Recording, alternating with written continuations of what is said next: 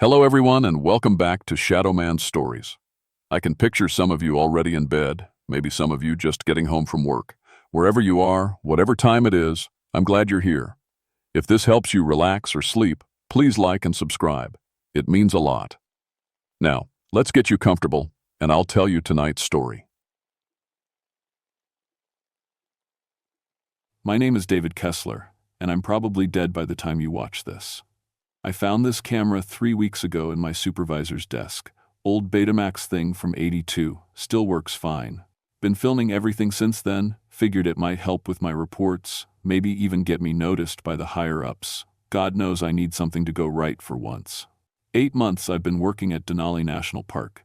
8 months of cleaning bathrooms and checking permits, while the real rangers get to do actual field work. Today that changes.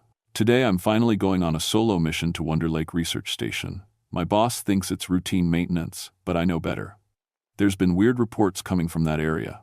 Hikers talking about seeing lights during the day, not aurora, something else.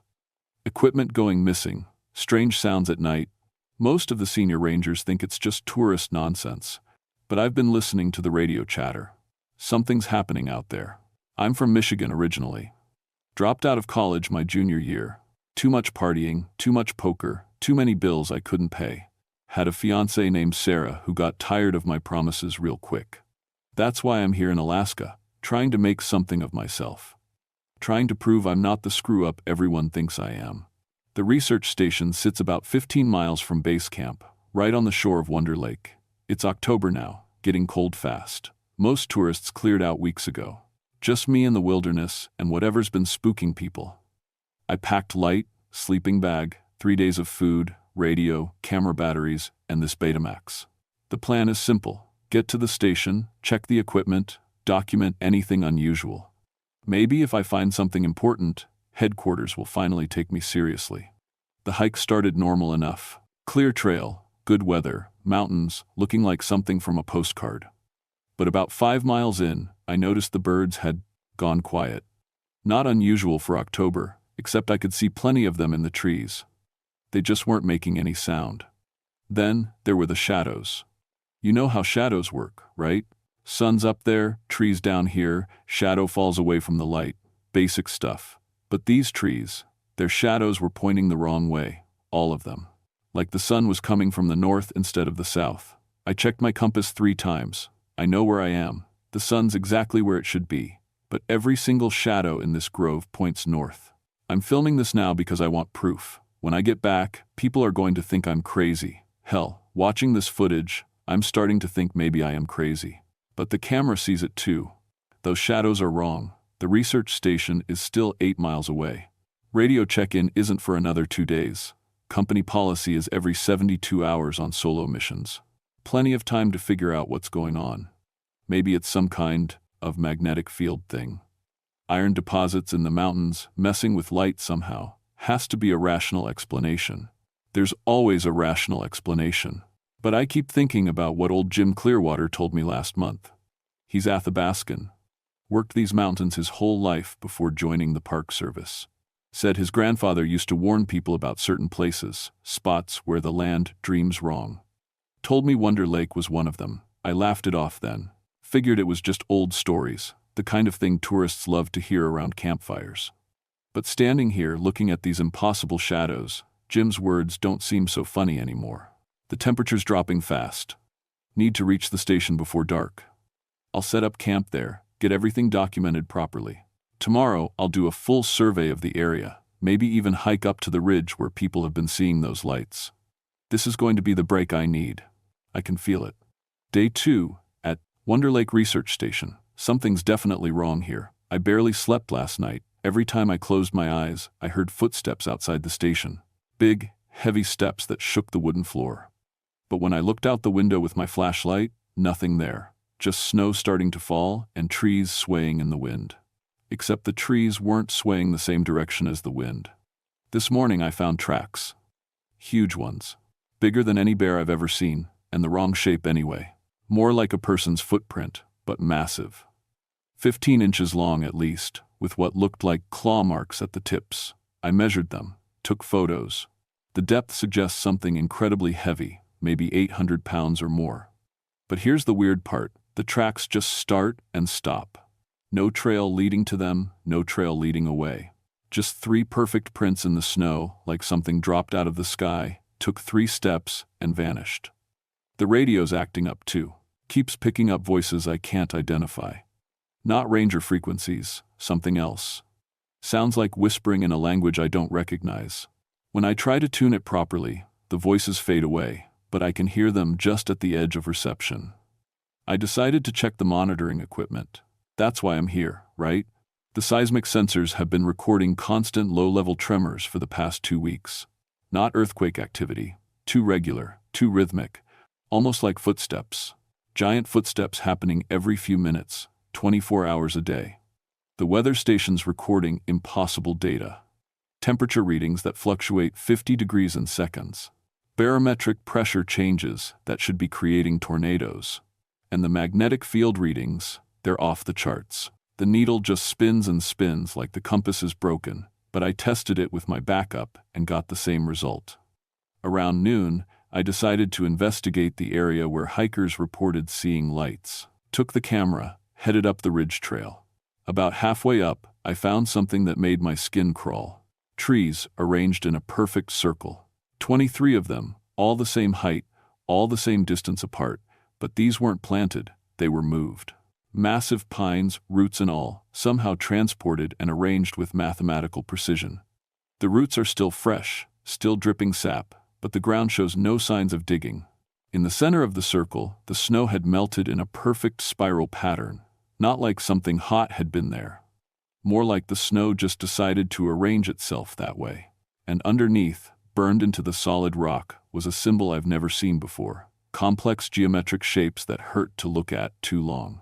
I filmed everything, but when I played back the footage, something was wrong. The camera recorded 6 minutes of material, but I was only there for 2 minutes. The extra 4 minutes show the empty circle from different angles, like something else was holding the camera. The image quality is perfect, but I wasn't filming any of it. That's when I heard it for the first time. A sound like whale song, but deeper, much deeper. Coming from somewhere above me, even though I could see nothing but clear sky. The sound made my bones vibrate, made my teeth ache. Made me think of vast, ancient things moving in spaces too big to imagine. I ran back to the station. I'm not proud of that, but I ran. Now I'm reviewing the footage again, and I'm seeing things I missed before.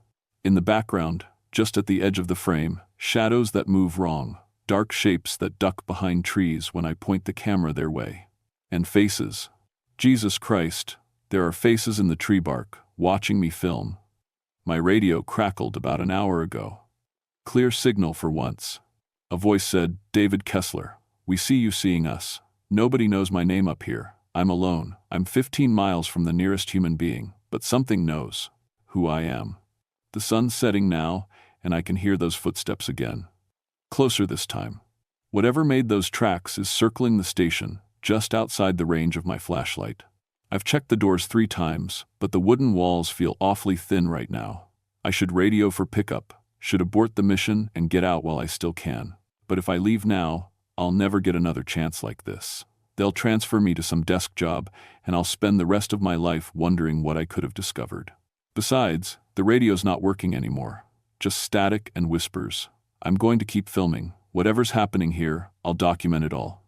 Maybe that's what it wants. Maybe it's been waiting for someone stupid enough to stick around and watch. The footsteps are getting louder. Day 3. I think I'm losing my mind. I didn't sleep at all last night. Couldn't. Something was pressed against the outside wall of the station for hours, breathing so loud I could hear it through the logs. Long, slow breaths that fogged up the windows from outside. When morning came, I found handprints on the glass. Not human hands. Too big, too many joints in the fingers. But here's the thing that's really messing with my head. When I filmed the handprints, they weren't there on camera. The windows looked completely clean through the lens. It's only with my naked eyes that I can see the prints, clear as day. I'm starting to think something's wrong with my vision. Or maybe something's wrong with the camera. I don't know which possibility scares me more. This morning, I decided to hike the perimeter, document everything properly. Maybe, if I could understand what I'm dealing with, I could figure out how to handle it. Big mistake. The forest has changed. I know these trails, memorized them during training, but nothing looks right anymore. Trees I remember as young saplings are now massive, ancient things with bark that looks centuries old. Streams that should flow east are flowing uphill toward the west. And the mountains are in the wrong places. I got lost for 6 hours. 6 hours walking in what should have been a simple 2-mile loop around the station. My compass spun uselessly, pointing different directions every few seconds. The sun seemed to move in jerky, unnatural jumps across the sky, like someone was fast-forwarding time in random intervals. When I finally found my way back, I checked my watch. Somehow, only 20 minutes had passed. That's when I saw it clearly for the first time. I was filming the station as I approached, just for reference, when something moved in my peripheral vision. Tall, much taller than the trees, standing perfectly still, about 100 yards away, watching me. I turned the camera toward it, and through the viewfinder, I saw nothing but empty forest. But with my eyes, I could see it clearly. Massive humanoid shape, maybe 15 feet tall, covered in dark fur or hair. Its arms were too long, hanging down past its knees, and they bent in too many places, like they had extra elbows. The worst part was its torso. Instead of a normal chest, the entire front was covered in faces. Human faces, dozens of them, all different ages and ethnicities. Some were expressions of terror, others looked peaceful, almost asleep. They moved independently, blinking, mouthing words I couldn't hear, turning to track my movement. It watched me for maybe 10 minutes. I kept the camera pointed at it, kept filming empty forest while staring at this impossible thing with my naked eyes. When I finally worked up the courage to lower the camera and look directly at where it stood, it was gone. But I could still feel it watching. I'm back in the station now, trying to make sense of the footage. The camera recorded me standing frozen for 10 minutes, pointing the lens at nothing, but you can hear me breathing funny, hear my heartbeat, getting faster. And if you listen carefully with headphones, there's something else in the audio. Whispers. Multiple voices speaking in unison, too quiet to make out words. The radio's completely dead now, not even static. I checked the batteries, tested the connections, everything's fine mechanically, but it won't pick up any signal at all. It's like the outside world has just disappeared. Night's coming again. I can hear movement in the trees, branches snapping under enormous weight. The thing is back, and it's getting braver. The footsteps are circling closer to the station with each pass. I've barricaded the door with a chair and table, not that it would stop anything that size. The windows are covered with my sleeping bag and spare clothes. I don't want to see what might be looking in. But I can hear it talking now. Multiple voices, like all those faces on its chest, are speaking at once. They're talking about me, about my eyes, about how I can see what others can't. The gift, they keep saying. He's ready for the gift. I don't want any gift. I just want to go home, but something tells me it's too late for that. The voices are getting louder, and they're coming from inside the station now. I figured it out. God help me, I figured it out. It's been 3 days since I last slept, can't sleep. Every time I close my eyes, I see too much. See things that haven't happened yet, things that happened long ago, things that are happening right now in places I've never been. The creature, the sight giver, that's what the voices call it. It's been changing me. My eyes don't work right anymore. When I look at things directly, they appear normal. But in my peripheral vision, I see the truth. The research station isn't a building. It's the ribcage of something massive and dead, bleached white by centuries of snow. The lake isn't water. It's a vast eye, blue-green and ancient, watching the sky. And the trees, they're not trees, at all. They're tall, thin people, standing perfectly still, arms raised above their heads, skin turned to bark by time and cold. Some of them are still alive inside. I can hear them screaming silently, begging for help that will never come. The camera sees none of this. Technology can only record the surface layer of reality.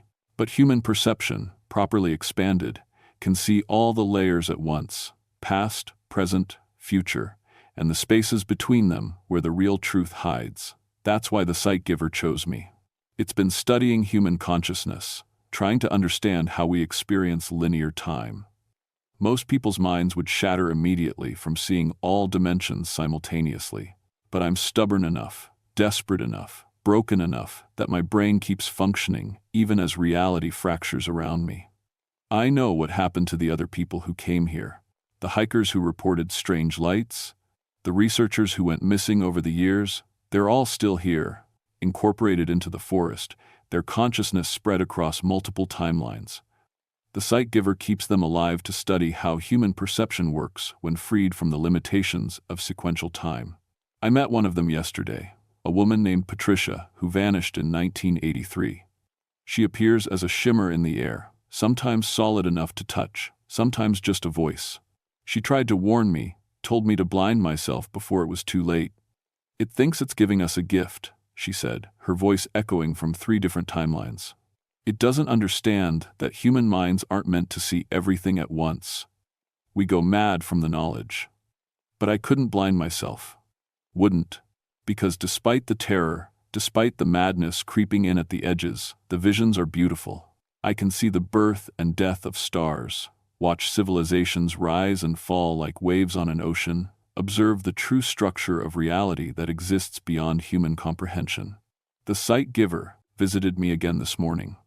This time, I didn't need the camera to see it clearly. It spoke to me through all those faces on its chest, each one representing a mind it had touched, a consciousness it had expanded. You understand now, it said in a voice like shifting tectonic plates. You see the beauty in complete perception. I asked it what it wanted from me, why it was doing this. Your species experiences time as a river, it explained, moving always forward, never seeing the whole. We exist across all moments simultaneously. We wanted to understand your limited perspective, so we collect minds and stretch them across time. You help us comprehend sequence. But we go insane. Madness is just the word you use for awareness that exceeds your biological programming. You will adapt. I don't think I will adapt. I can feel my sanity fraying like an old rope. Yesterday I spent 6 hours talking to my reflection in the lake, and my reflection was giving me different answers than the ones I was thinking. The timeline where I never came to Alaska keeps bleeding through, and I have conversations with the David who stayed in Michigan and married Sarah and worked in his father's shop. The worst part is that I can see my future now. All possible futures spreading out like branches on a tree. In most of them, I never leave this place. I become another shimmer in the forest, another consciousness stretched across multiple timelines, helping the sight giver understand human perception until the heat death of the universe. But in a few futures, just a few, I escape. I find a way to break free from the creature's influence and return to the normal world. The price for escape is steep. I'd have to destroy my eyes, blind myself permanently, to sever the connection between my expanded consciousness and the sight giver's realm. As I film this, I can see 3 different versions of myself making 3 different choices. One version will put down the camera and walk into the lake, joining the consciousness that lurks beneath its surface. Another version will accept the gift fully and become something no longer human. But this version, the version speaking to you now, is going to choose escape.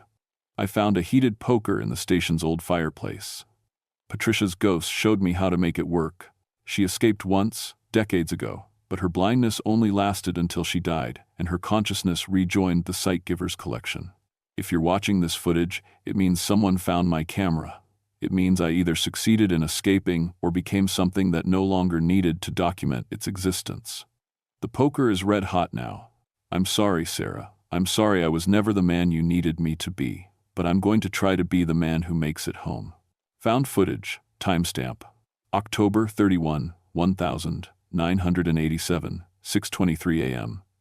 The camera is recording automatically now, knocked over during the struggle but still running. You can see my legs in the frame, stumbling around the station, bumping into furniture. The smell of burned flesh fills the audio track, along with screaming that goes on much longer than any human throat should be able to sustain. Timestamp, October 31, 1987, 11:15 a.m. The screaming has stopped. Heavy breathing now, footsteps moving with purpose. A voice, my voice, but different somehow. Calmer. Almost peaceful. It worked. Jesus Christ, it actually worked. The camera gets picked up, angled to show my face. Where my eyes should be, there are only burned, empty sockets, weeping blood and clear fluid. But I'm smiling. I can't see it anymore, can't see any of it. Just blessed, normal darkness. I'm packing supplies with the efficiency of someone who knows exactly what they're doing, moving without hesitation despite the blindness. Patricia was right. The connection breaks when you destroy the physical organs. The expanded consciousness needs eyes to anchor itself to a human brain. Without them, a laugh. Half relief, half hysteria. I'm going home.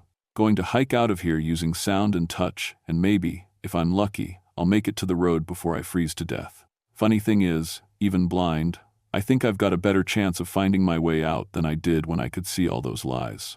Timestamp. October 31, 1987, 2:47 p.m. The camera has been set up outside the station, pointed at the tree line. I'm visible in the distance, a small figure with a pack and walking stick, moving slowly but steadily away from Wonder Lake. In the background, just at the edge of perception, shadows move wrong. Trees that aren't quite trees sway in non-existent wind. And something massive follows about 100 yards behind me, keeping pace but never getting closer. The sight giver's voice echoes from somewhere off camera, those dozens of faces speaking in unison. He will return. They always return. The gift, once given, cannot be truly rejected. The eyes may be destroyed, but the mind remembers what it has seen. In dreams, in moments between sleep and waking, the expanded consciousness will call to him. We are patient. We have waited eons to understand your species. We can wait longer. Timestamp, November 3, 1987, dawn, new voices. A search and rescue team has found the station. Jesus, look at this place. Looks like a bear attack. Where's the ranger? Kessler, David Kessler. Radio went quiet 3 days ago. Found some of his gear. And this camera. Still running, somehow. Any sign of him? Trail heads northeast toward the access road. Lots of blood, but it's hard to tell. Wait. You hearing that? In the distance, barely audible, the sound of someone calling for help. Weak, desperate, but definitely human. That's him. He's alive. Timestamp. November 3, 1987, 10:22 a.m.'s hospital camera feed. I'm in a hospital bed, heavily bandaged, conscious but sedated. A doctor is speaking to someone off camera, probably my supervisor. Severe trauma to both eyes. Looks like he tried to burn them out with something hot. Metal poker, maybe. We couldn't save his vision, but he'll live. What's his story? What happened out there? Claims he was attacked by some kind of animal. Says it scratched his eyes, that's how he lost them. Doesn't remember much else. I turn toward the voices, those empty sockets somehow seeming to track movement. I want to go home, I say, voice hoarse from screaming. I just want to go home and never come back to Alaska. Well, that's understandable, son. You've been through hell. But as the camera watches, my head tilts slightly, like I'm listening to something no one else can hear. My hands move restlessly on the blanket, fingers tracing complex geometric patterns, patterns that match the symbol burned into the rock at Wonder Lake. Timestamp, December 15, 1987, security camera feed. A different hospital, psychiatric wing. I'm in a padded room, sitting cross-legged on the floor, having an animated conversation with empty air. Yes, I can hear you. I'm saying to no one, I know you're still there. I know you're waiting. A nurse enters the frame. David, who are you talking to? My friends. They followed me home. They want to show me more things, but I explained that I can't see anymore. They say sight isn't required. They say there are other ways to perceive the gift. The nurse looks concerned, makes notes on a clipboard. The medication should be helping with the hallucinations.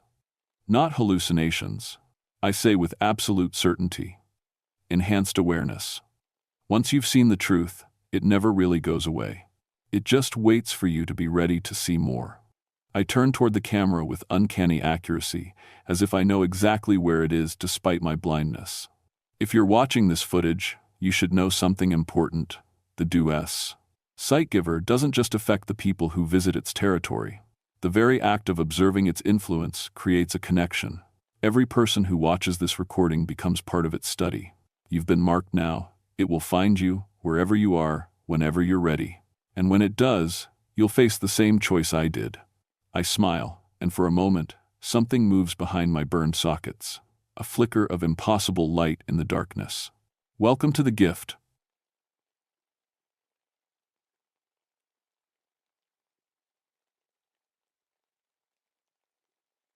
My name is Elena Rodriguez, and I've been a forest ranger for 23 years. I've seen everything these woods can throw at you: lost hikers, bear attacks, drug labs hidden in the trees. After all this time, I thought nothing could surprise me anymore. I was wrong. It was December 15th, 1991, when the call came in. Snow had been falling for 3 days straight in the Chugach National Forest, and the temperature hadn't climbed above zero all week. I was sitting in my cabin at the remote Wolverine station, nursing my third cup of coffee and watching the static dance across my old radio. Wolverine station, this is dispatch. We've got a missing family report. Last seen heading into your sector. I grabbed the radio mic. This is Ranger Rodriguez. What have we got? Family of 4. Tom and Linda Morrison, plus their twin daughters, Amy and Sarah. Both girls are 16. They were camping near Bear Creek, supposed to check in yesterday morning. Never called. I sighed and looked out at the blizzard. At 58 years old, I was getting too old for this. 3 more years, and I could retire with my pension. 3 more years of babysitting tourists who thought Alaska was like camping in their backyard. Any idea where they might have gone? Father mentioned the old mining trails on his permit. You know the area. I knew it well. The abandoned copper mines from the 1942nd were spread all through that section of forest. Most of the tunnels had collapsed years ago, but some were still open. It was dangerous country, especially in winter. I'll head out at first light, I told dispatch. Negative. Weather service says this storm's getting worse. Wait for backup. By the time backup gets here, those folks could be frozen solid. I was already reaching for my gear. I'm going alone. I'd done this dance 100 times before. Pack the emergency supplies, check the first aid kit, make sure my .357 was loaded, the weight of the gun on. My hip was as familiar as my own heartbeat. In all my years as a ranger, I'd never had to draw it on anything more dangerous than a sick bear. The wind howled around my cabin like something alive and hungry. Through the frost-covered window, I could see the snow falling so thick it looked like a white wall. The trees bent and swayed in the storm, their branches reaching out like dark fingers. I thought about calling my ex-wife Susan, just to hear another human voice before heading into the wilderness. But we hadn't spoken in 6 months, not since she'd told me I cared more about the forest than my own family. Maybe she was right. Maybe that's why both my kids stopped calling. I strapped on my snowshoes and stepped out into the storm.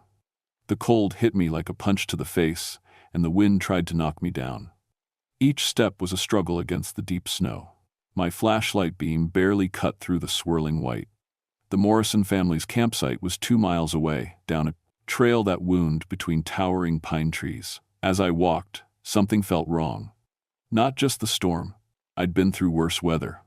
It was something else, something I couldn't name. The forest was too quiet. In all my years out here, I'd learned to read the woods like a book.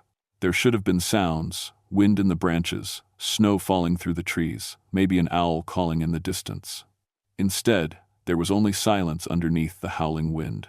Even the usual night sounds were missing. No rustling in the brush, no small animals moving through the snow. It was like every living thing had fled.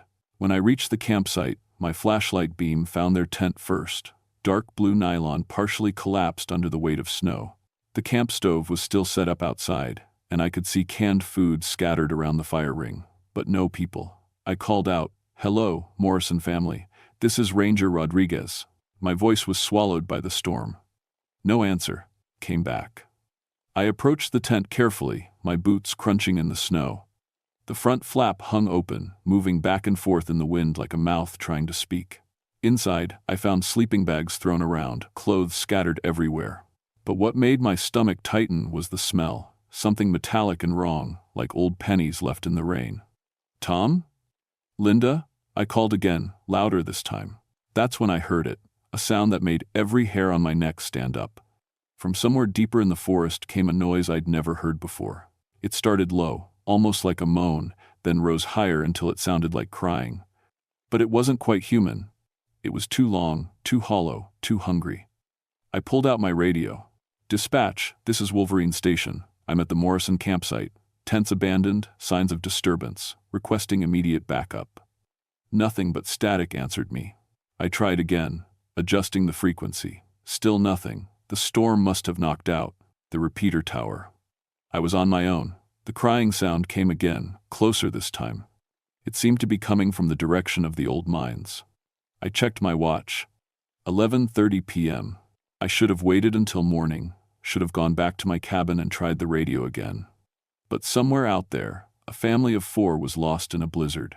If they were hurt, if they were trapped, every minute counted.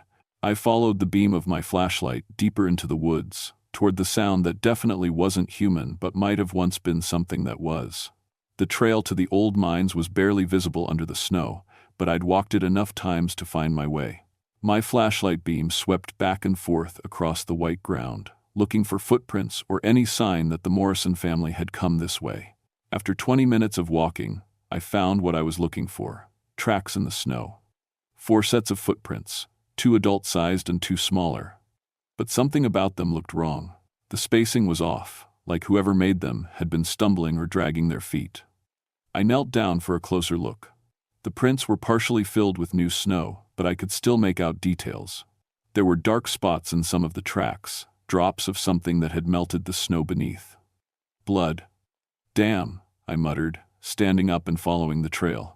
The tracks led deeper into the forest, winding between massive pine trees that blocked out what little moonlight made it through the storm.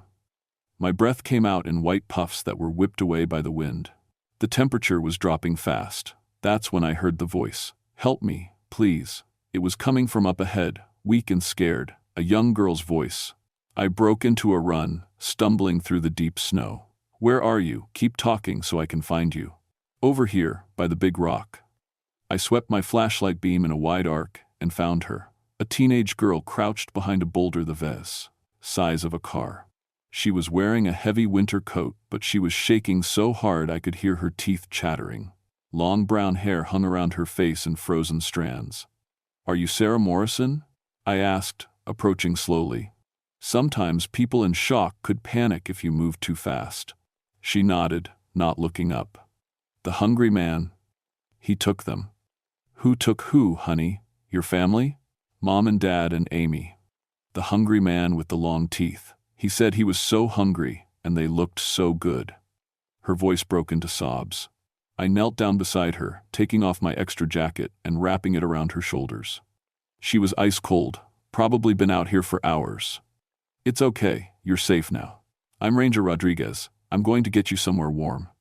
When she finally looked up at me, I saw her eyes were bright blue, the kind of blue that almost looked white in the flashlight beam. Pretty girl, probably looked just like her sister. "Where did this hungry man take your family?" I asked gently. She pointed deeper into the forest, toward the old mines. "Down in the dark place. The place that smells like dead things. He dragged them down where it's warm." I helped her stand up. She was taller than I'd expected, maybe 5'8". "How long ago?" "Yesterday. I think. I've been hiding since yesterday." I heard Mom screaming, and then it stopped. She started crying again. "Why did it stop?" I didn't have a good answer for that. "We need to get you back to the ranger station. You're half frozen." The walk back took twice as long, with Sarah leaning on me for support. She kept looking over her shoulder, like she expected something to follow us. Every few minutes, she'd stop and listen to the wind. "He might come back," she whispered. "He said he was still hungry." "Nobody's going to hurt you," I promised. "You're with me now." When we reached Wolverine Station, I was surprised to find the lights on. I always turned everything off when I left. But maybe the generator had kicked on automatically. It sometimes did that when the temperature dropped too low. I helped Sarah up the steps to the cabin. She moved slowly, like every step hurt. "Almost there, honey. We'll get you warmed up and call for a rescue team." I pushed open the front door and froze. Jake Morrison, my partner ranger, was sitting at my kitchen table. His back was to us, and he didn't turn around when we came in. He was just sitting there, perfectly still. "Jake?" I called out. "What are you doing here?" He didn't answer. Didn't move at all. I left Sarah by the door and walked around the table to face him. What I saw made my blood turn to ice water. Jake's eyes were wide open, staring at nothing. His face was completely white, and there was frost in his beard. But that wasn't the worst part. The worst part was his chest. His uniform shirt was torn open, and I could see inside where his ribs had been pulled apart like the bars of a cage. He'd been dead for hours. "No, no, no," I heard Sarah saying behind me. "He came back. The hungry man came back." I spun around to face her, my hand moving to my gun. "What do you mean he came back?"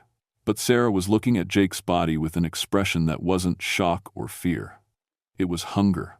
Her blue eyes had gotten bigger, and when she smiled, I saw that her teeth were too long and too sharp. "Jake looked so good," she said in a voice that was still Sarah Morrison's but somehow different.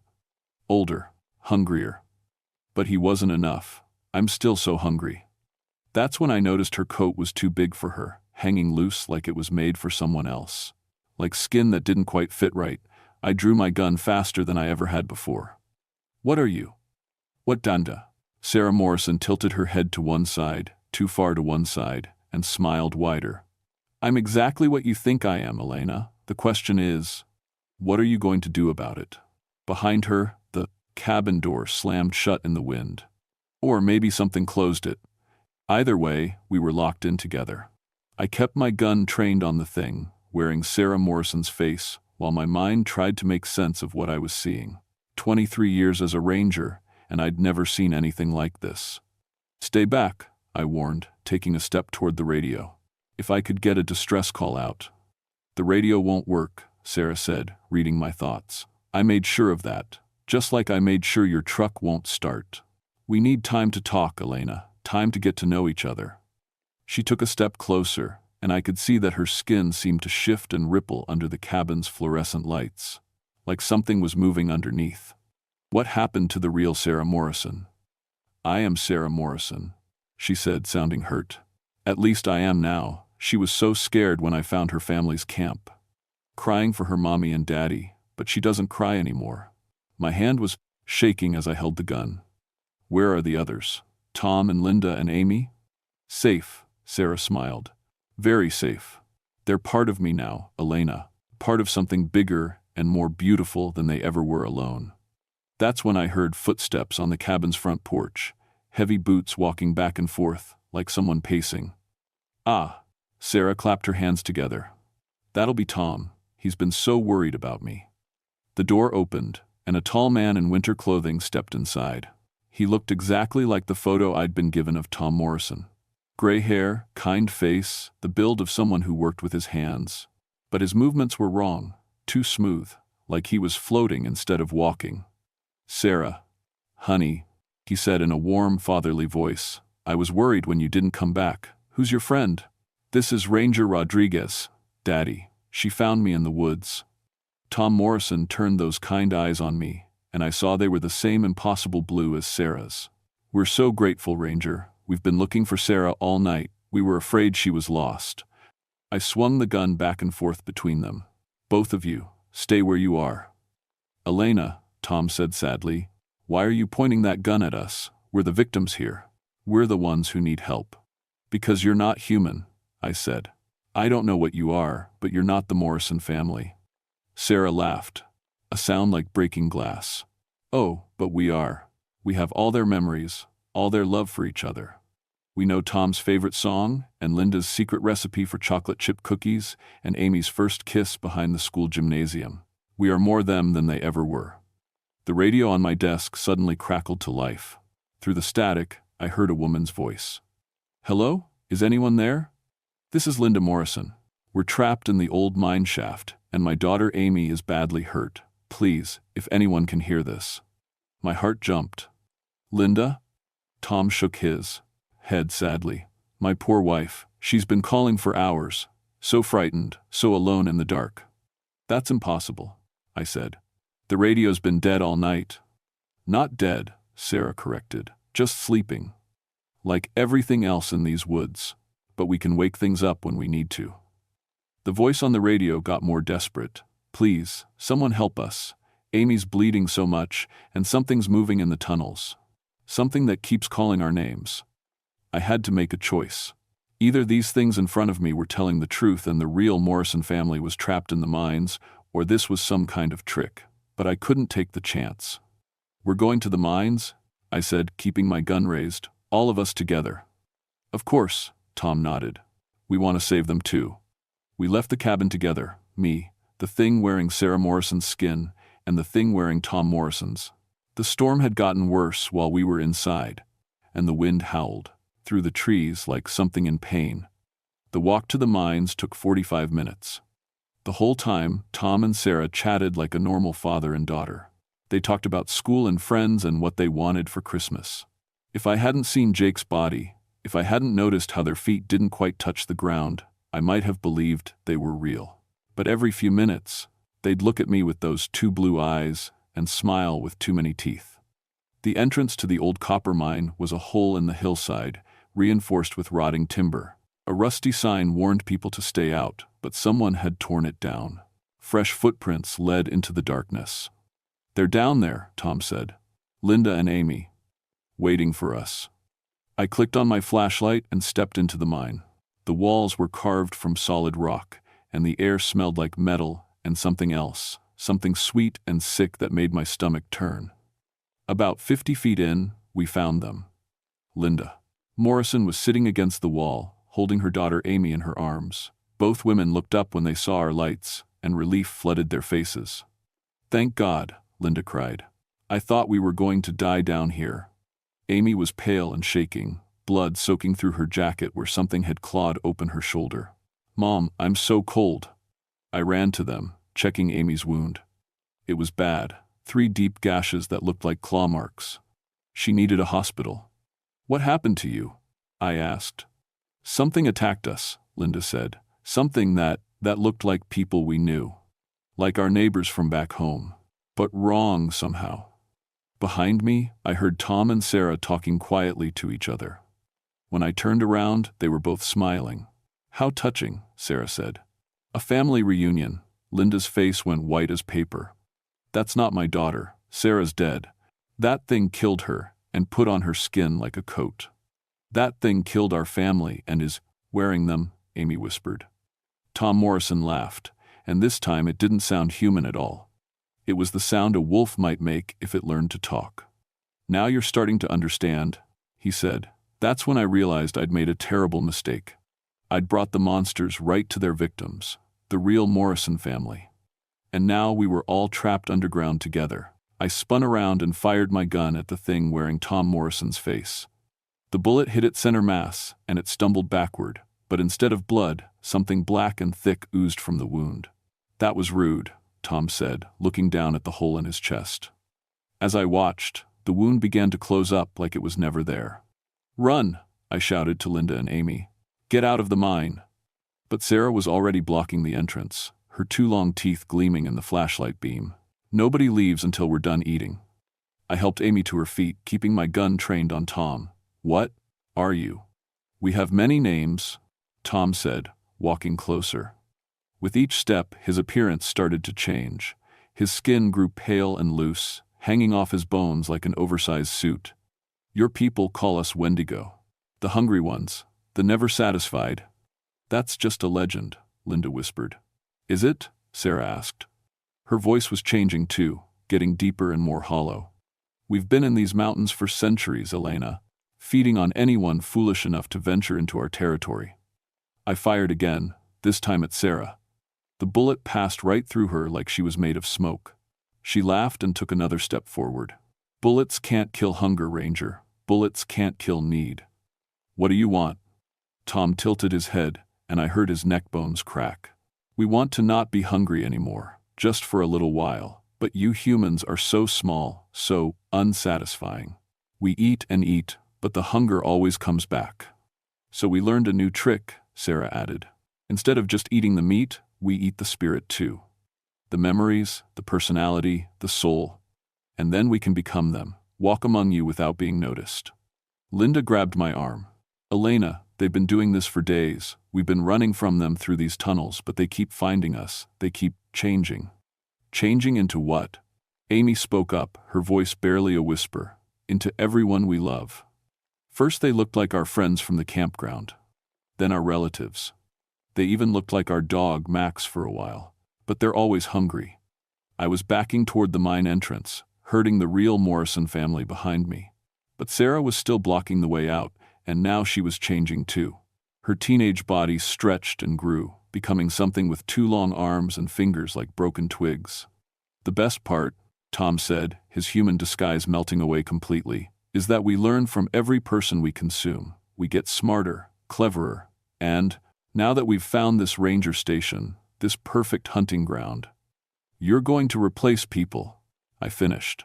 Take their lives. Take their lives, their jobs, their families. Who's going to suspect that Ranger Elena Rodriguez has changed? You live alone, you barely talk to anyone. We could wear your face for months before anyone noticed. That's when I understood what they really were. Not just monsters, parasites. They didn't just kill people, they stole their entire existence. I made my decision. Linda, Amy, when I start shooting, you run past Sarah and get out of here. Don't stop. Don't look back.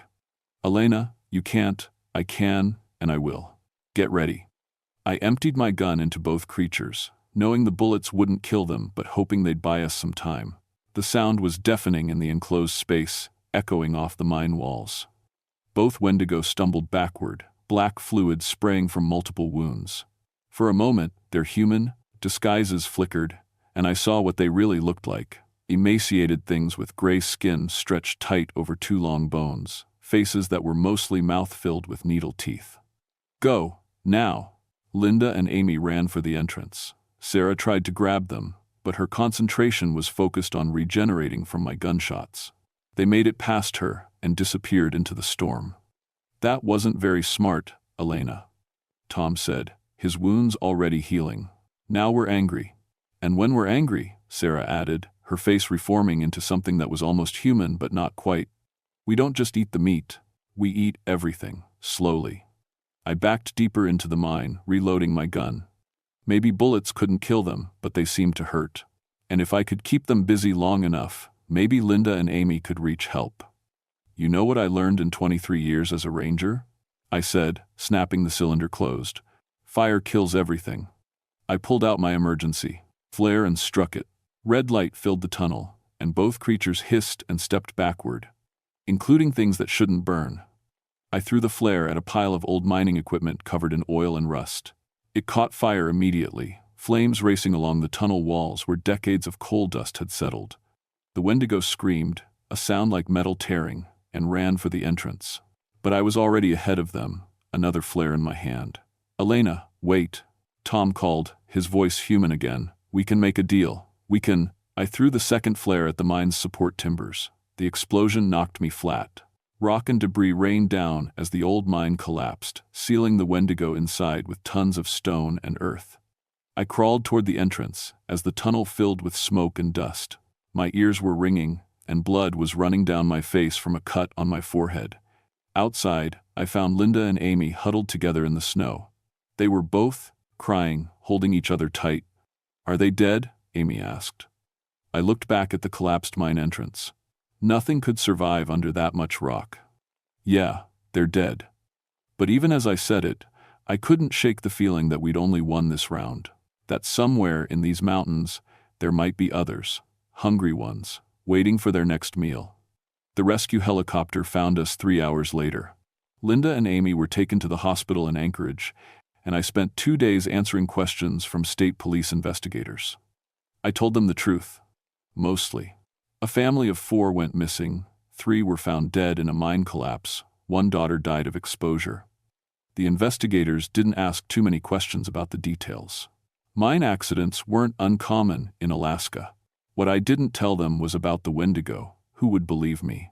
Jake Morrison's body was found in my cabin, officially listed as the victim of a bear attack. The investigators figured a grizzly had broken in looking for food and caught Jake by surprise. It was easier than explaining claw marks that came from something with human-shaped hands. Linda Morrison recovered from her ordeal, but Amy didn't. The girl spent 3 weeks in psychiatric care, talking about monsters that wore human faces and fed on souls.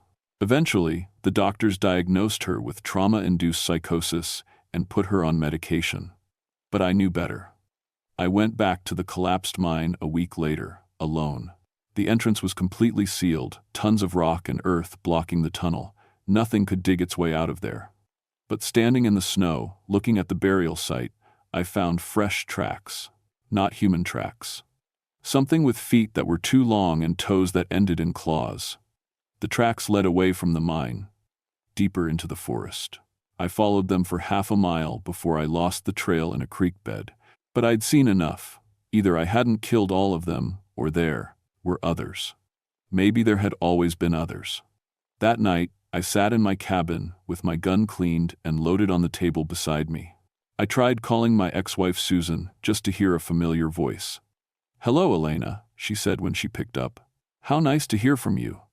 "Susan, I stopped. Something was wrong with her voice. It was Susan, but not quite right. Too friendly. Too interested in talking to me. "Is everything okay?" she asked. "You sound worried." "When did we get married?" I asked quickly. A pause. "Elena, what kind of question is that? Just answer me. We got married in." Another pause, longer this time. "Why would you ask me that?" I hung up the phone and stared at it for a long time. Maybe it was paranoia. Maybe Susan was just confused by my strange question. Or maybe the Wendigo had learned from our encounter. Maybe they'd realized that attacking isolated campers in the wilderness was too risky. Maybe they'd decided to try a different hunting ground. Like the city where my ex-wife lived. I tried calling Susan back, but the line was busy. I tried again every hour for the rest of the night. It was always busy. The next morning, I put in for an early retirement.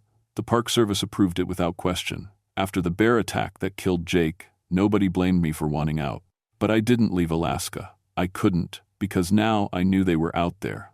The hungry ones, the never satisfied. And somebody had to watch for them. 6 months later, a family of 5 disappeared while camping in Denali National Park. 3 weeks after that, 2 hikers vanished near Fairbanks. The official reports blamed exposure, wildlife attacks, equipment failure. I knew better. I bought a truck with 4-wheel drive and filled the back with emergency supplies, silver bullets, flares, gasoline, anything that might hurt something that shouldn't exist. I started following the reports, investigating the disappearances that didn't make sense. Sometimes I was too late. I'd find empty campsites and abandoned cars, drag marks leading into the wilderness. But sometimes I was just in time. The first time I saved someone, a young couple whose car had broken down on a lonely mountain road, I felt like I'd found my real purpose. For 23 years, I'd protected people from bears and avalanches and getting lost in the woods. Now I was protecting them from something much worse. The Wendigo are still out there. I know because I've seen them. They're learning, adapting, spreading, getting smarter with every person they consume. But I'm learning too. And as long as I'm alive, as long as I can pull a trigger and strike a flare, I'll keep hunting them. Because someone has to. Someone has to guard the places where civilization ends and the hungry darkness begins. My name is Elena Rodriguez. I used to be a forest ranger. Now I'm something else. Entirely. And I'm never going to stop.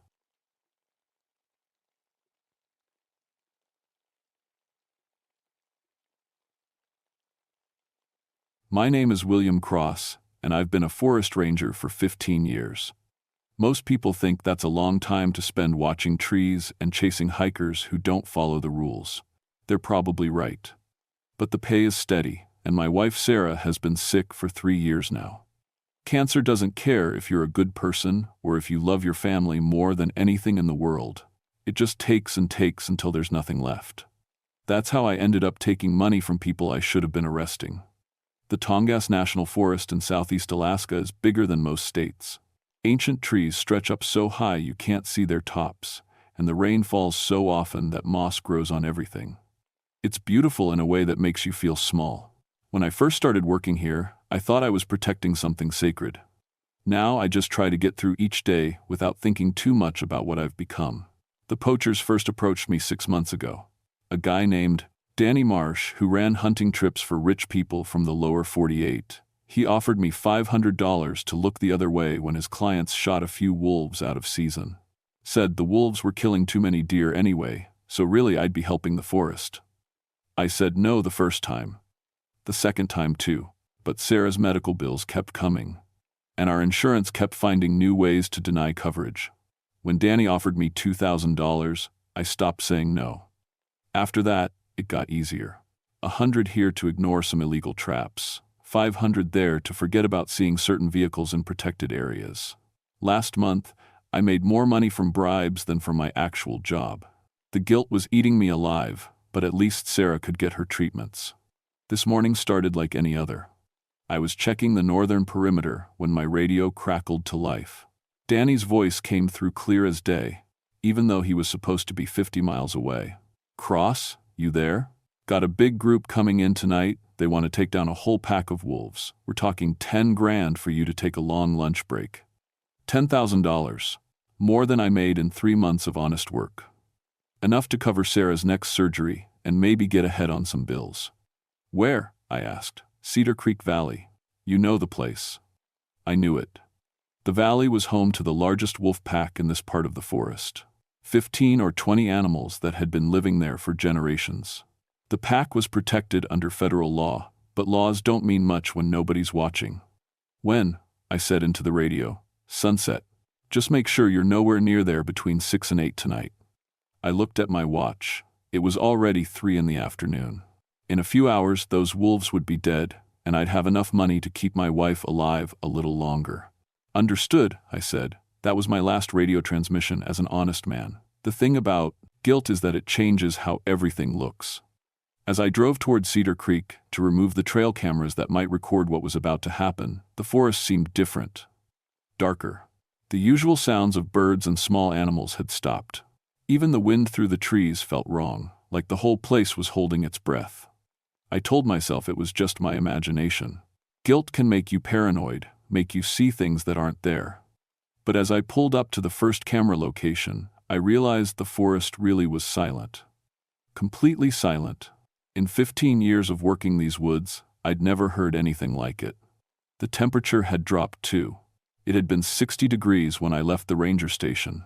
Now my breath was making little clouds in the air.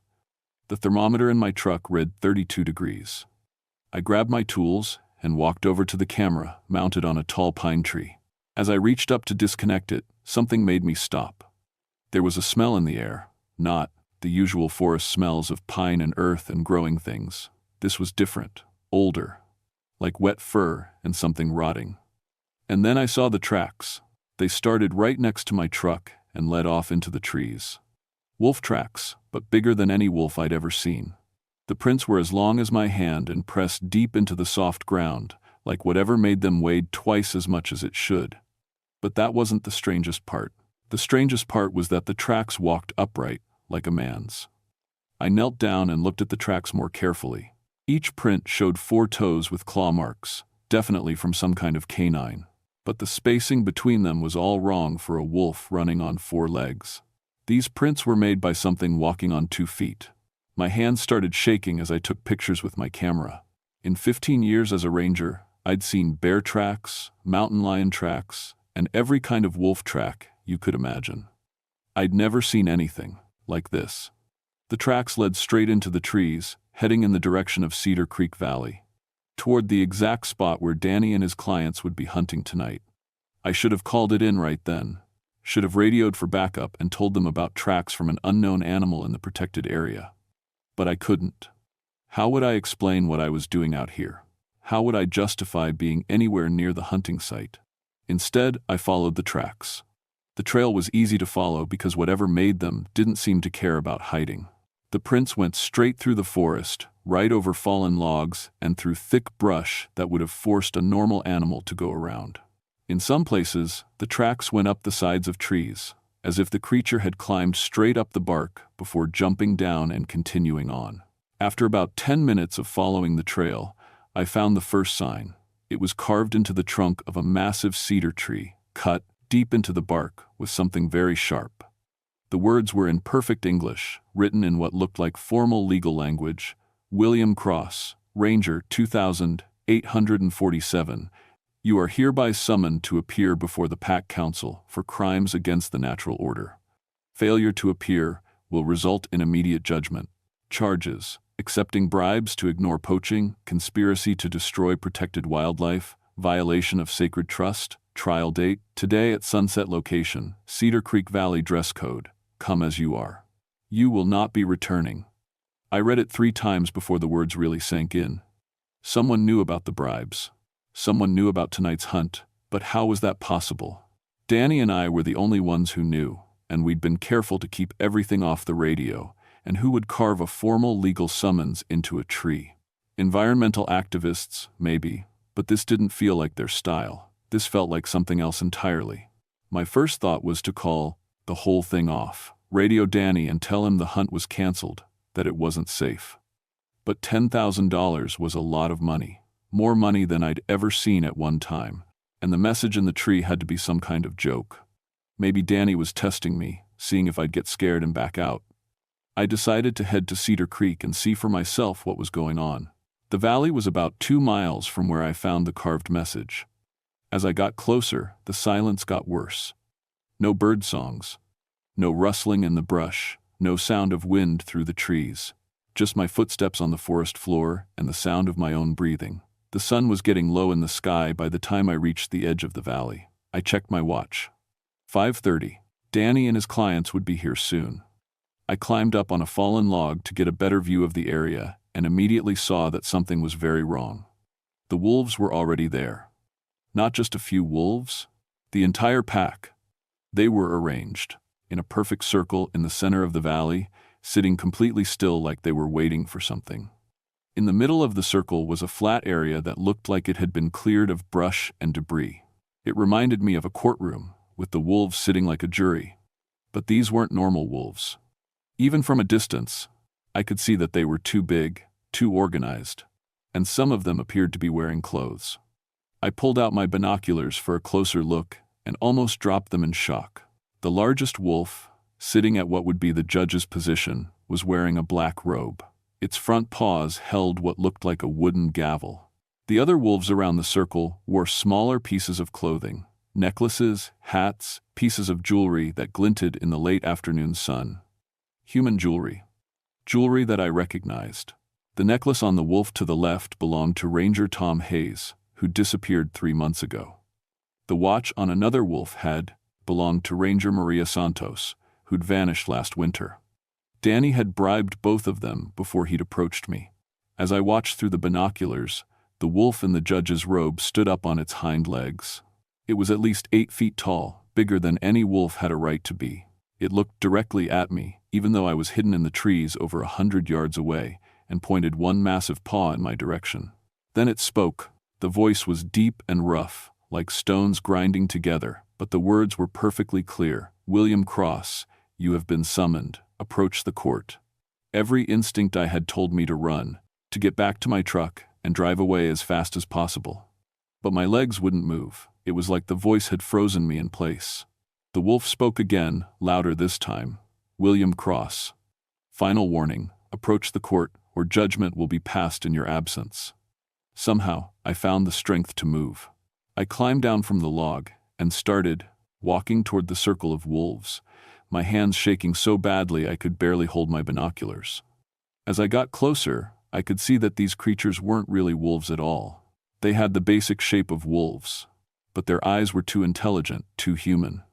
Their front paws had long fingers that could grip and manipulate objects. And when they opened their mouths, I could see that their teeth were arranged more like a human's than a wolf's. They were something in between. Something that shouldn't exist. I stopped about 20 feet from the circle. The judge creature gestured for me to come closer. William Cross, it said in that grinding voice. You stand accused of crimes against the natural order. How do you plead? I stood there, staring at the creature in the black robe, trying to make sense of what was happening. This had to be some kind of hallucination. Maybe I'd hit my head when I was following the tracks. Maybe the stress of the last few months had finally broken something in my brain. But the cold air on my skin felt real. The smell of wet fur and old earth was real. and the intelligence in the creature's eyes was definitely real. "How do I plead to what?" I managed to say. The judge creature opened what looked like a leather-bound book and began reading in that terrible grinding voice. "William Cross, Ranger number 2847, you are charged with the following crimes. First, accepting bribes to ignore the illegal killing of protected wildlife. Second, conspiring to destroy an entire wolf pack for financial gain. Third, violating the sacred trust between humankind and the natural world." As it read, other creatures around the circle began to growl softly. The sound was low and continuous, like distant thunder that never stopped. "These are serious charges, William Cross. The penalty for each is death. Do you understand?" "This isn't real," I said. "You're not real. Wolves don't talk. They don't hold trials. The wolves stalk." Judge creature tilted its massive head. "You have worked in these forests for 15 years. In all that time, have you never wondered why some rangers disappear without a trace? Why some poachers are found dead with no signs of human violence? Why certain areas of the forest feel wrong to humans?" I had wondered about those things. Every ranger who worked remote areas had stories about colleagues who'd vanished, about hunters found torn apart by something that left tracks unlike any known animal, about places in the deep woods where even experienced outdoorsmen refused to go. "We are the balance," the creature continued. "We are the consequence. For thousands of years, we have watched and judged. When humans respect the natural order, we remain hidden. When they violate the sacred laws, we act." "But I'm just trying to save my wife," I said. "She's sick. She needs money for treatment." The creature's expression didn't change. Thomas Hayes said he needed money for his daughter's education. Maria Santos said she needed money to pay off gambling debts. They all had reasons, William Cross. Good reasons. Human reasons. What happened to them? In response, the judge creature gestured to the wolves wearing human jewelry. "They are still here. They serve the pack now, in a different form." The horror of what it was saying hit me like a physical blow. The other rangers hadn't disappeared. They'd been transformed, turned into these creatures as punishment for their crimes. "The court recognizes that you have suffered," the judge said.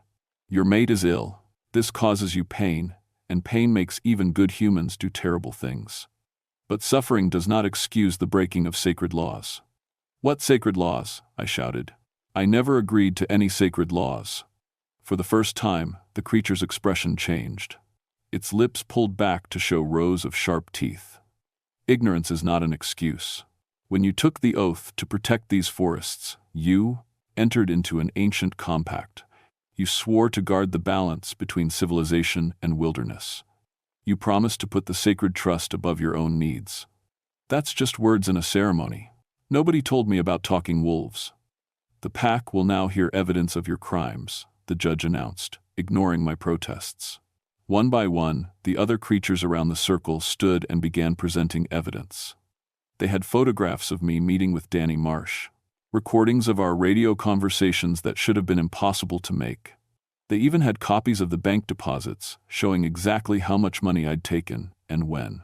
But the most damning evidence came when the judge called its first witness. A ghostly image appeared in the center of the circle. It was a wolf, but translucent, like smoke given shape. When it spoke, its voice was filled with pain and sadness. "I was the alpha female of the Cedar Creek pack," the spirit said. "Last month, humans with guns killed my mate and 3 of my children while they slept. This human," it pointed at me with one ethereal paw, "was paid to be elsewhere when it happened." More spirits appeared. A young wolf that had been caught in an illegal trap. An old male that had been shot just for sport. Cubs that had starved when their parents were killed. All of them testified about how my corruption had led to their deaths. With each testimony, the growling from the pack grew louder. By the time the last spirit faded away, the sound was like standing next to a freight train. "William Cross," the judge said, "you have heard the evidence. You have heard the testimony. Do you have anything to say in your defense?" I thought about Sarah lying in her hospital bed, getting weaker every day.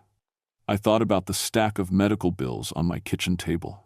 I thought about how scared she looked when the doctors told us about the surgery she needed. "I did it for love," I said. "Everything I did, for love. Love is not a defense against the breaking of sacred laws, the judge replied. Love is what makes the breaking more tragic, not less criminal. The pack began to deliberate.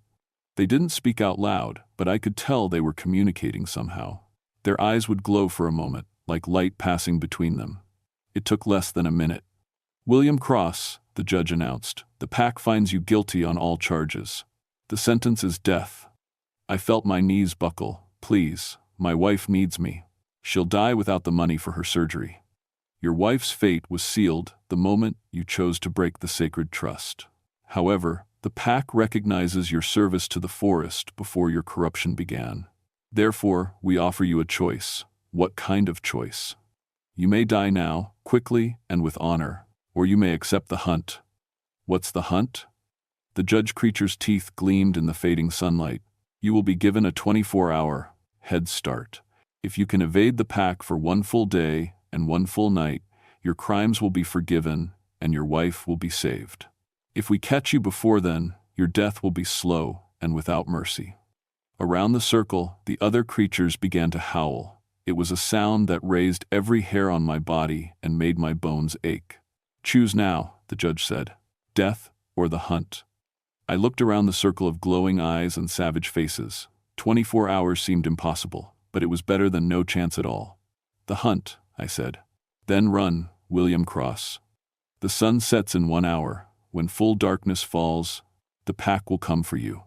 I ran harder than I'd ever run in my life, through thick brush that tore at my clothes and over fallen logs that tried to trip me with every step. Behind me, I could hear the pack howling, but they weren't chasing me yet. The rules of the hunt said I had until full darkness, and the creatures seemed to follow their rules. Absolutely. But I knew that once night fell, I was dead. These things weren't normal wolves. They could track perfectly, move through dimensions, and communicate with their minds. How do you hide from something that can phase through solid matter? How do you outrun something that knows exactly where you are at all times? I needed help, and I knew exactly where to get it. My truck was still parked near the first trail camera. If I could reach it before dark, I could drive to the ranger station and call for backup. Maybe the pack only operated in the deep forest. Maybe if I got to civilization, their power would be broken. It was a thin hope, but it was all I had. The sun was already touching the horizon when I saw my truck through the trees. I sprinted the last 100 yards and threw myself behind the wheel, gasping for breath. My hands shook as I tried to start the engine. Nothing. The truck was completely dead. I popped the hood and looked inside.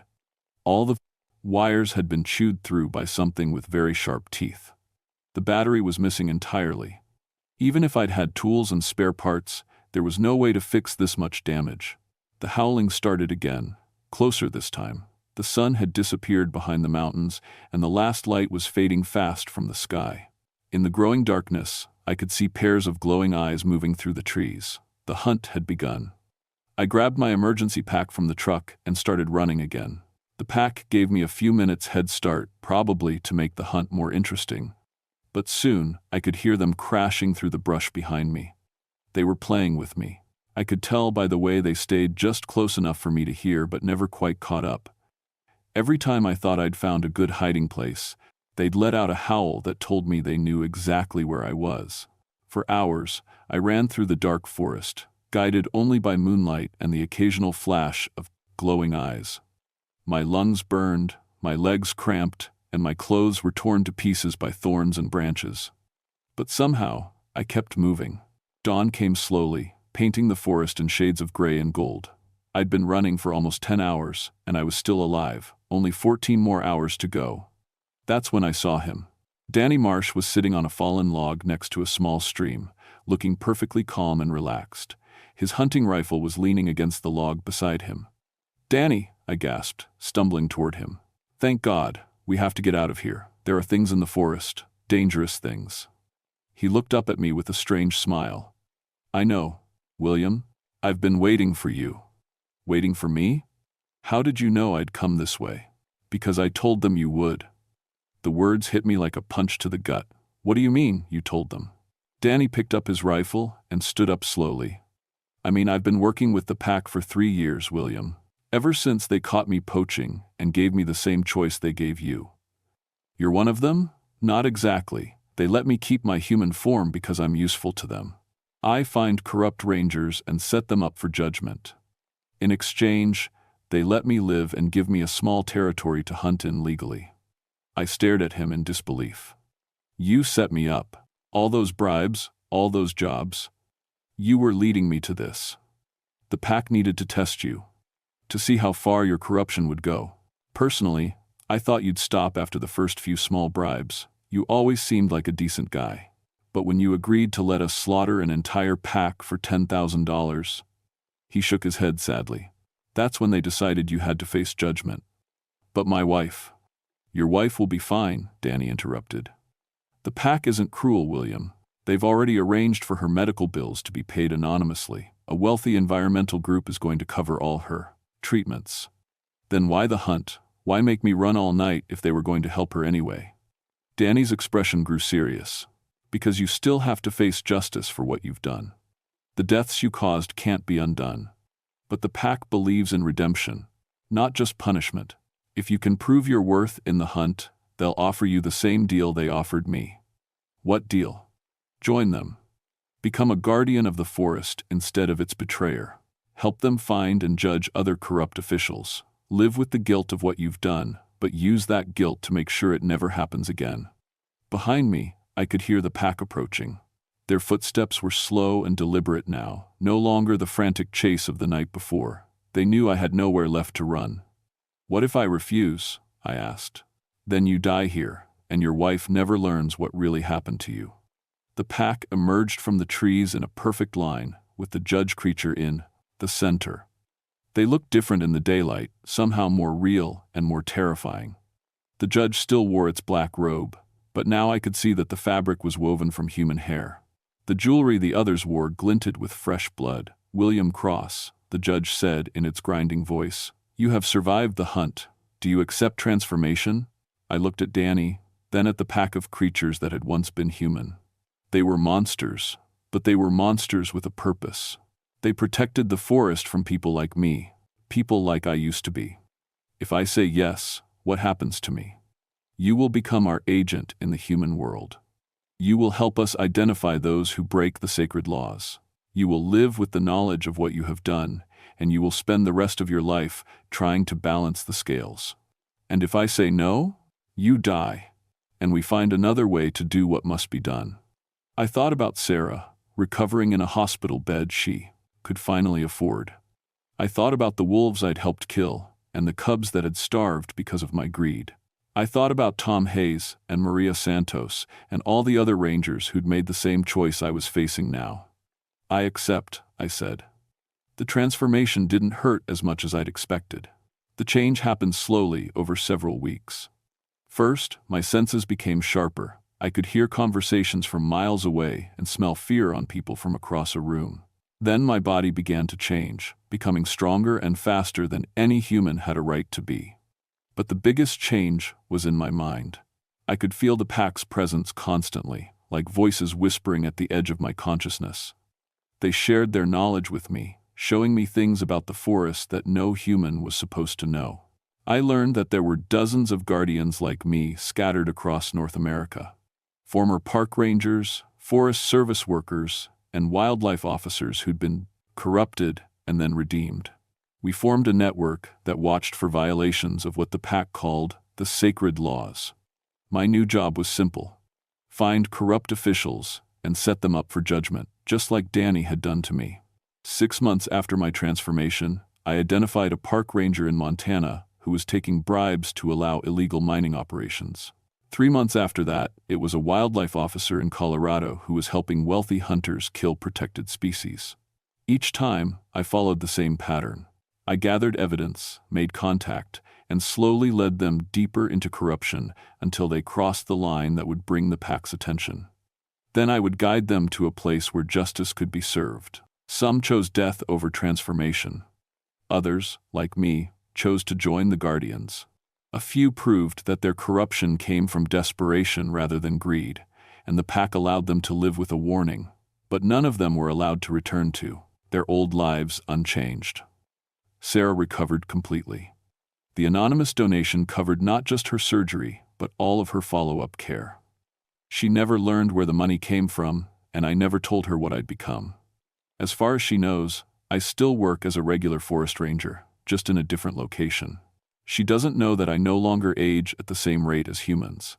She doesn't know that I can speak to animals or see in complete darkness. She doesn't know that twice a month, I attend trials where creatures that were once human decide the fate of people who've broken laws that don't exist in any legal code. She doesn't know that the man she married died in a forest clearing and was replaced by something that remembers being human. Sometimes I wonder if I made the right choice. The guilt never goes away, and the knowledge of what I've become weighs on me every day.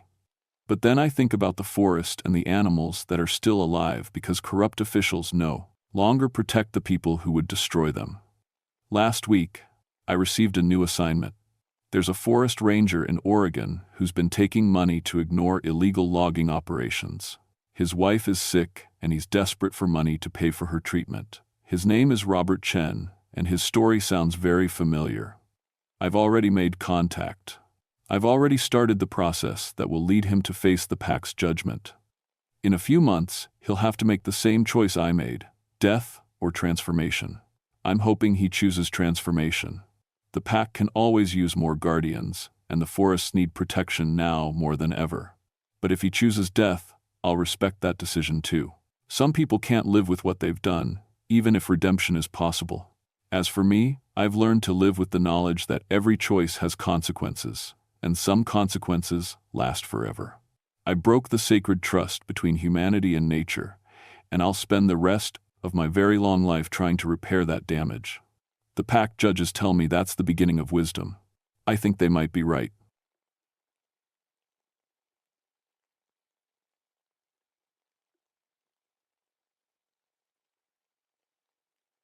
My name is Margaret Sullivan, and I'm a park ranger at Wrangell Street Elias National Park in Alaska.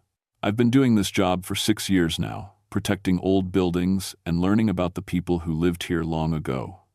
It's good work, quiet work, the kind that lets you think, but right now, I wish I couldn't think at all. I'm standing in front of my childhood home for the first time in 15 years. Dad died 3 weeks ago, and his lawyer called to say I inherited everything. The old log house looks exactly the same: red metal roof, green shutters, the porch swing Dad built when I was 7. Even the firewood is stacked the same way. That's what bothers me. Everything should be falling apart. Dad had dementia for the last 5 years. He couldn't take care of himself, let alone this place. But the grass is cut, the windows are clean, there's even smoke coming from the chimney. I walk up the front steps, and they don't creak like they used to. My key still fits the lock, but when I turn it, I realize the door wasn't even locked.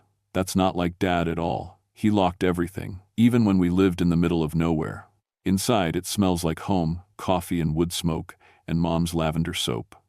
But Mom died when I was 16. The smell shouldn't still be here. I set my bag down in the living room. Everything is clean and tidy. Dad's reading chair has a book open on the arm, one of his old hunting magazines. There's a coffee cup on the table next to it, still warm. My hands start shaking. I tell myself it's just the cold. Alaska in September gets chilly, even during the day. But I know that's not it. Something feels wrong here. Not dangerous wrong, just off. Like when you hear your name called, but nobody's there. I walk into the kitchen, and that's when I see it. On the counter, next to Dad's old coffee maker, there's a plate with a half-eaten sandwich. The bread isn't stale, the edges aren't hard. Someone was eating this today. But Dad's been dead for 3 weeks. I pick up the sandwich and sniff it. Fresh turkey, mayo, lettuce. The kind Dad made every day for lunch. My stomach turns, and I drop it back on the plate. There has to be an explanation. Maybe one of the neighbors has been checking on the place. The Hendersons live about 5 miles down the road. They've known Dad forever. It makes sense they'd want to keep the house from falling apart. I pull out my cell phone to call them, but there's no signal. There never was. This far out. Dad had a landline, though. I find it in the kitchen, pick up the receiver, and listen to the dial tone. At least that still works.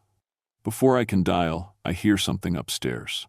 Footsteps, slow and heavy. They start at the far end of the hallway and walk toward the stairs, just like Dad used to do when he was getting ready for bed.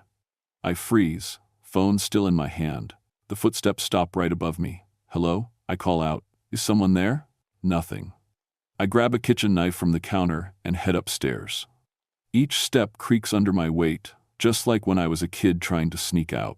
The hallway is dark, but I can see all the doors are closed. I check each room, Dad's bedroom, my old room, the spare room where my brother Danny used to sleep. Empty. All of them. But in Dad's room, the bed is unmade. There's a dent in the pillow where someone's head was resting. The sheets are still warm. I back out of the room fast and almost trip down the stairs. This is crazy. I'm a park ranger. I deal with weird stuff all the time. Bears getting into cabins, hikers who swear they saw Bigfoot, tourists who think every shadow is a ghost. I know the difference between real danger and imagination. This feels real. I go back to the kitchen and find Dad's address book. My fingers are still shaking as I flip through it, looking for the Hendersons' number. When I find it, I dial quickly. Hello? Mrs. Henderson's voice sounds tired. Hi, Mrs. Henderson. This is Margaret Sullivan. I'm sorry to bother you. Margaret? Oh, honey, I'm so sorry about your father. We wanted to come to the service, but Bill's back has been acting up, and the drive to Anchorage is just too much for us now. That's okay. I was wondering, have you or Bill been checking on Dad's house since he passed? There's a long pause. No, dear. We haven't been over there in months. Last time we saw, your father was Christmas, and he didn't know who we were. It was very sad. My mouth goes dry. So nobody's been taking care of the place? Not that I know of. Why? Is everything all right? I look around the clean kitchen, at the warm coffee cup, at the sandwich someone was eating today. Yeah, I lie. Everything's fine. I was just curious. After I hang up, I sit in Dad's chair and try to think. Maybe Dad hired someone before he died. Maybe there's a caretaker I don't know about. That has to be it. I find his desk in the corner of the living room and start going through papers, bills, bank statements, medical records. And then, buried under a pile of unpaid notices, I find a stack of envelopes with my name on them. My address in Seattle.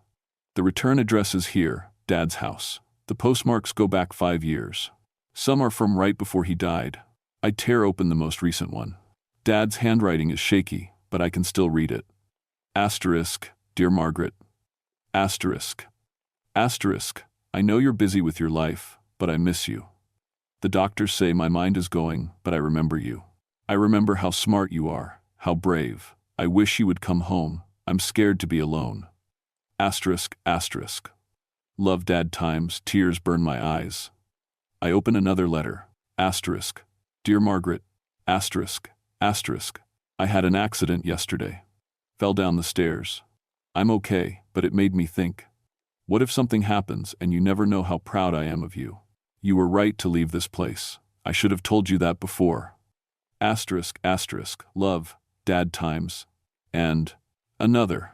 Dear Margaret, I sent you 10 letters, but you never write back. Maybe the mail isn't working, or maybe you hate me. I wouldn't blame you. I wasn't a good father after your mother died. I know that now. Love. Dad, I never got any of these letters. Not one. I'm crying now, holding these pieces of paper that showed Dad loved me, missed me, wanted me to come home. All this time, I thought he was angry that I left. I thought he blamed me for not staying to help with the family business, for going to college instead of marrying some local boy and giving him grandchildren.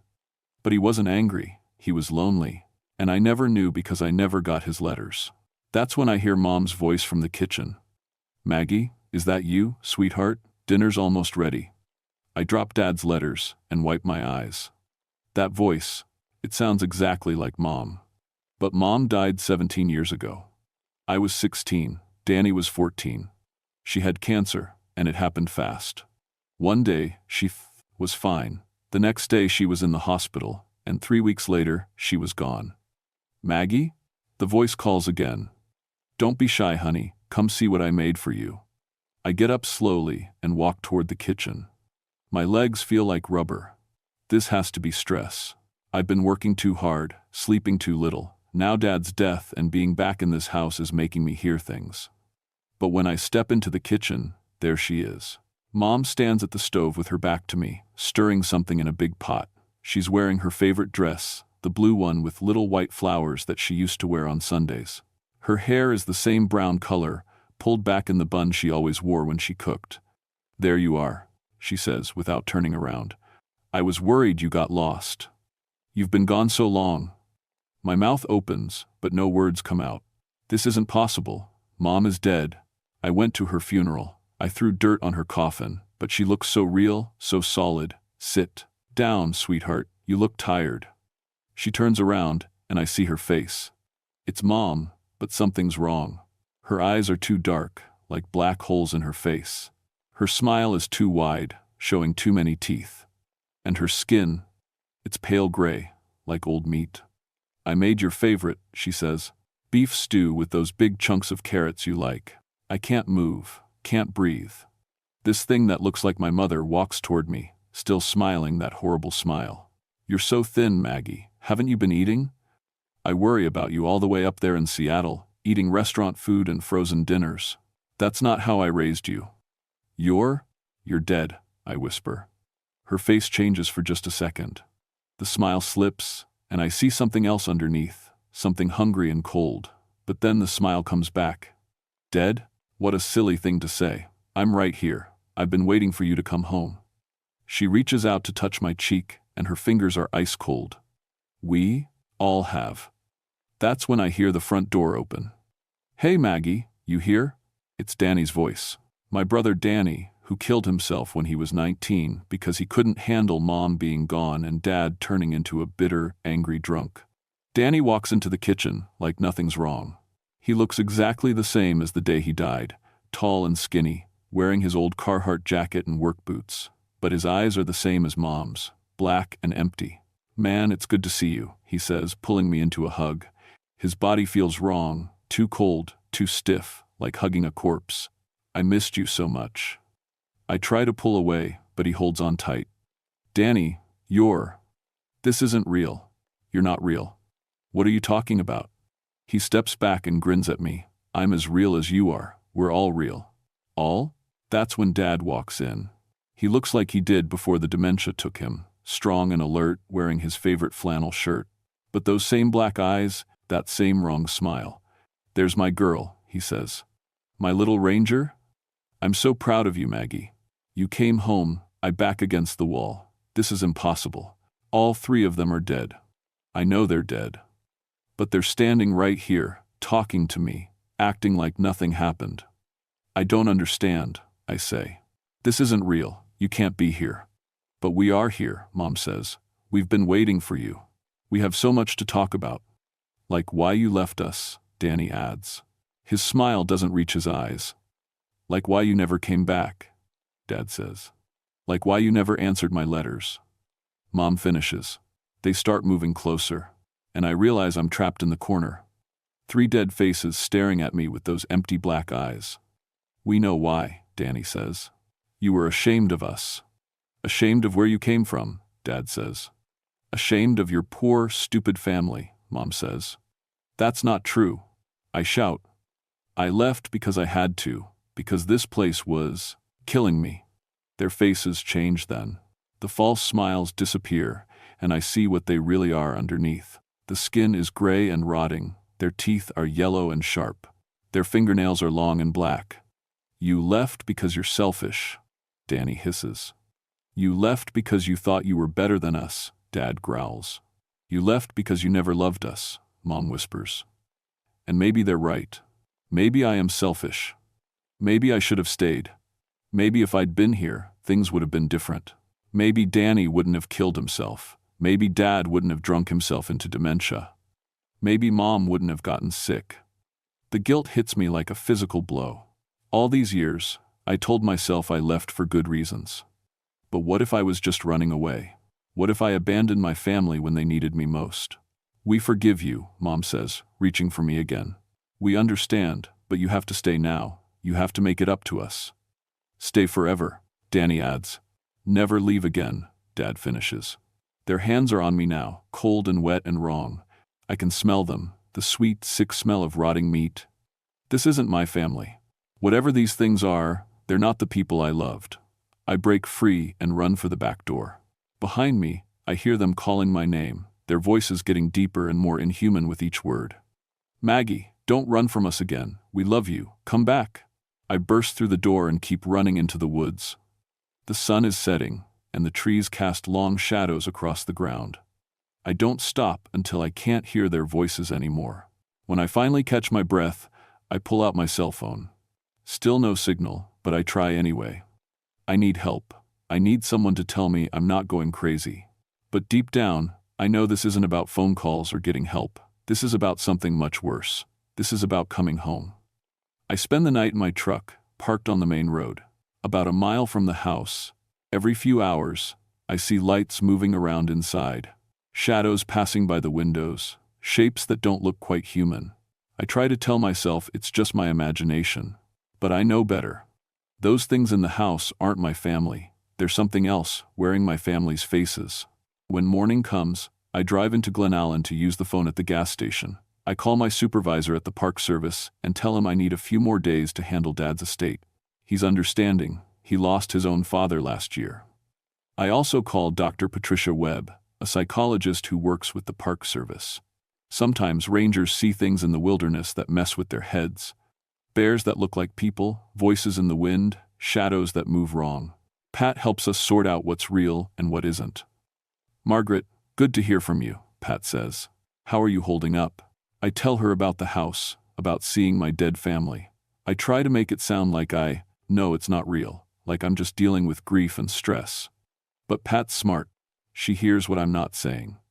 Grief can play tricks on us, she says carefully, especially when there's unresolved guilt or trauma. Are you someplace safe? I think so. Good. I want you to listen to me very carefully. What you're experiencing isn't uncommon after losing a parent, especially when there were complicated feelings involved. But if these hallucinations feel real to you, if they're telling you things that make you feel guilty or ashamed, you need to remember something important. What? They're not your family. Your real family loved you enough to want you to be happy, even if that meant leaving home. Whatever these voices are telling you, they're not coming from love. They're coming from something else. After I hang up, I sit in my truck and think about what Pat said. She's right about one thing. The voices aren't coming from love. There's something hungry in those black eyes, something that feeds on pain and guilt.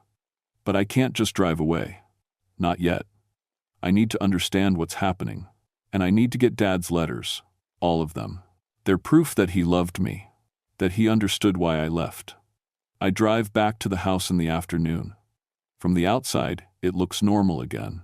No lights, no moving shadows. Just an old log house in the woods. I go in through the front door, calling out as I enter. Hello? Anyone here? Silence. I grab a flashlight from my truck and search the house room by room. No sign of my dead family. But everywhere I look, I find evidence that someone's been living here. Dirty dishes in the sink, clothes in the laundry basket, food in the refrigerator, real food. Fresh food. I find more of Dad's letters in his bedroom. They're scattered across the bed like someone was reading them. Some are from years ago, others from just before he died. All of them are full of love and regret and hope that I'd come home. Why didn't I get these? I never changed my address. The post office should have forwarded them. That's when I noticed something else. Every letter has been opened, but the tears are fresh, like someone just opened them today. But Dad's been dead for 3 weeks. I gather up all the letters and stuff them in my jacket. Whatever's going on here, I'm not leaving these behind. They're all I have left of my real father. As I'm heading back downstairs, I hear the front door slam. Maggie? It's Mom's voice again. Where are you, sweetheart? I freeze on the stairs. She's back. They're all back. We were worried about you, Danny calls out. You shouldn't have run off like that. We just want to talk, Dad adds. I can hear them moving around downstairs, searching for me. Their footsteps sound wrong, too heavy, like they're dragging something. I sneak up to the second floor and hide in my old bedroom. Through the crack under the door, I can see shadows moving in the hallway. They know I'm up here. Maggie, Mom's voice is right outside my door now. We know you're scared. We know you feel guilty about leaving us. But we can help you with that. We can take all that guilt away, Danny says.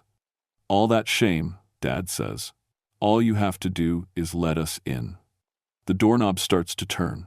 I didn't lock it. There's no lock on this door. Dad removed it when I was 12 because he said I spent too much time alone. The door opens slowly, and they step inside. But they don't look like my family anymore. They're tall and thin and gray, with 2 long arms and fingers that end in claws. Their faces are still recognizable, but stretched and wrong, like someone tried to make human masks out of old leather. There you are, the thing that looks like Mom says. Her voice sounds like wind through dead leaves.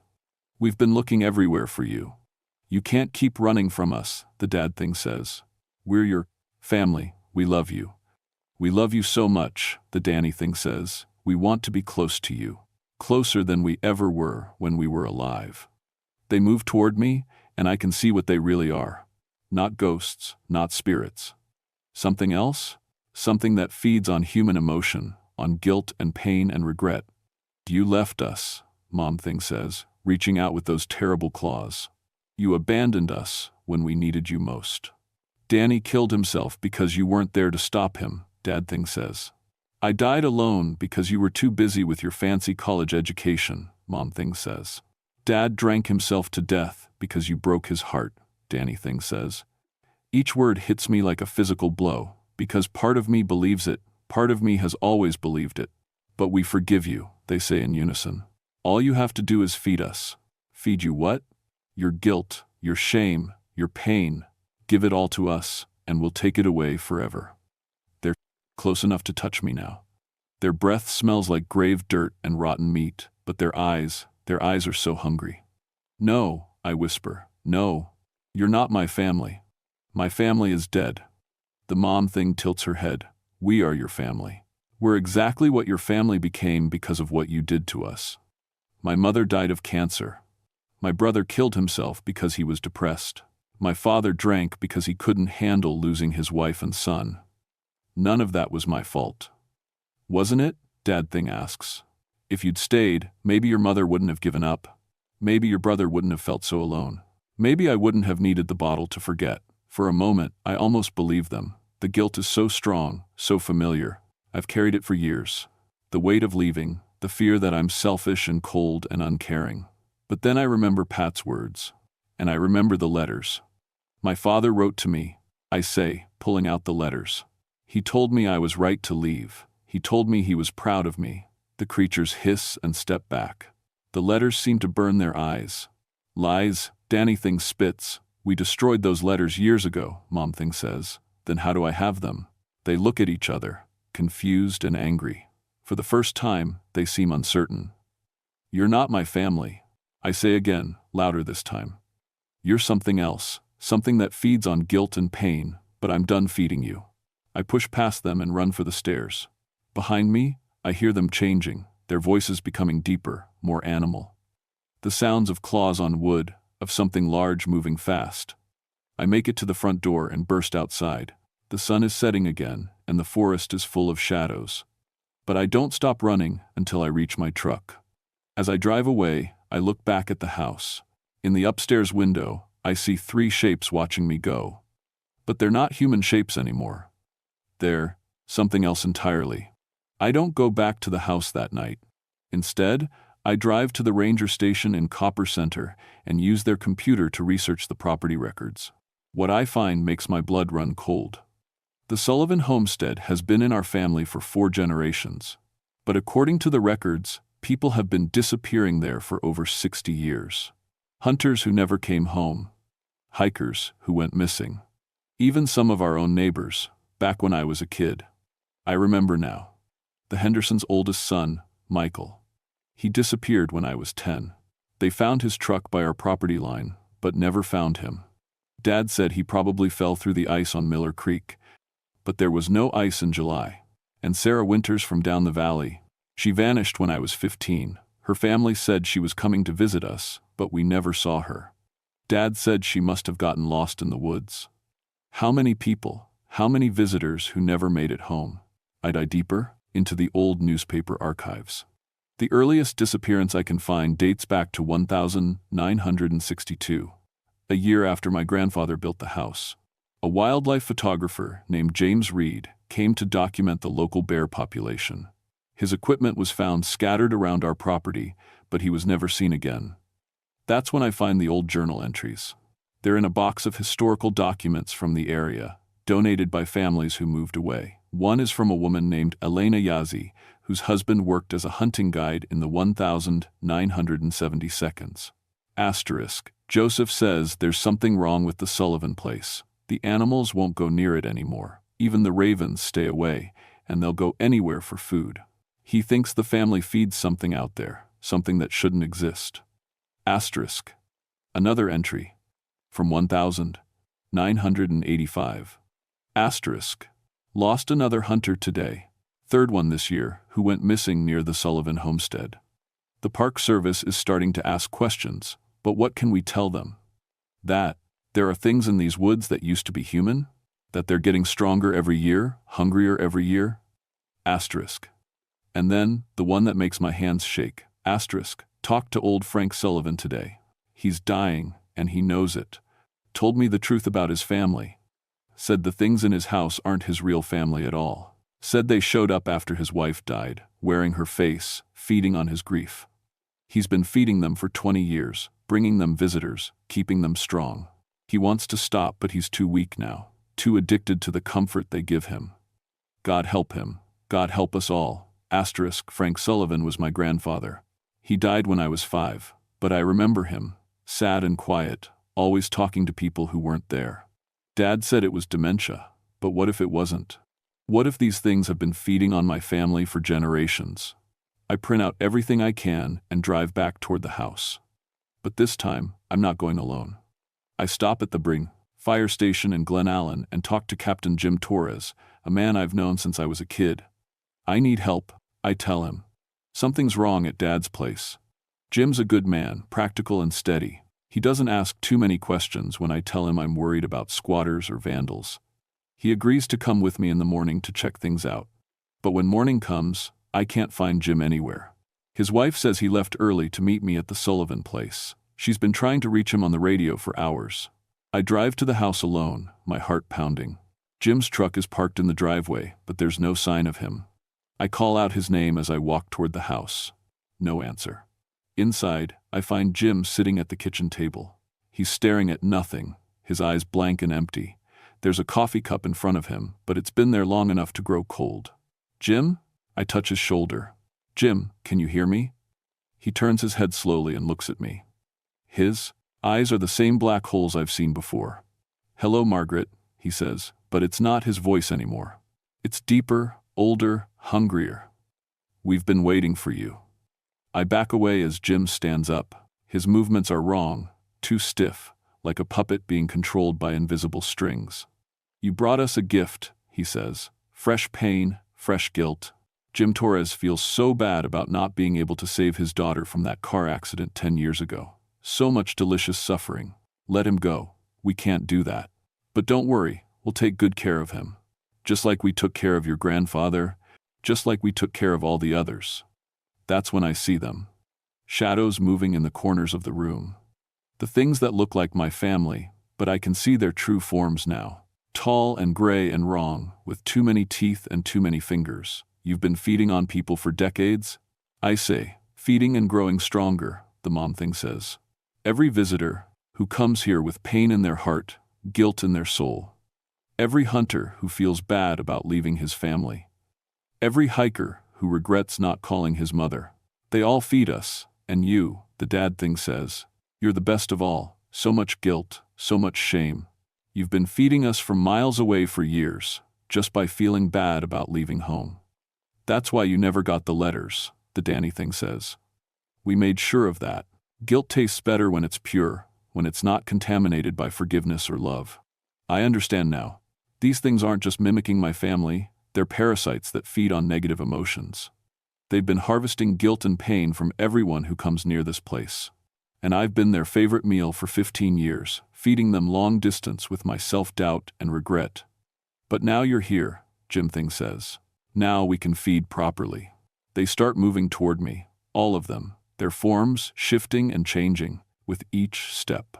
I can see their true shapes underneath the human masks, something between animal and shadow, between nightmare and reality. I run for the back door, but it's locked. The windows won't open. They've trapped me inside. There's nowhere to go, Maggie, Mom Thing says. This is your home. This is where you belong. With your family, Dad Thing says. Forever and ever, Danny Thing says. Until you die and become like us, Jim Thing says. But I'm not the scared teenager who ran away from this place anymore. I'm a park ranger. I've faced down bears and wildcats and drunken tourists with guns. I know how to handle dangerous situations, and I know something they don't know. I pull out my lighter and Dad's letters, all of them, proof of his love and forgiveness.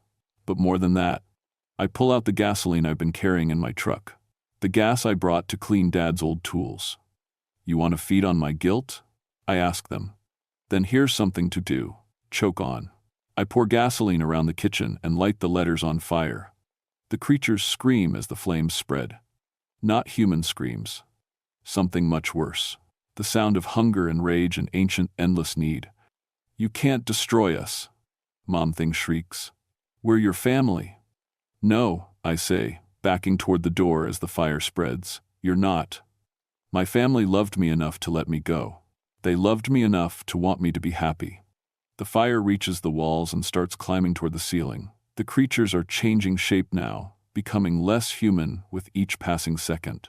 I can see what they really are. Massive, gray things with too many limbs and mouths full of needle teeth.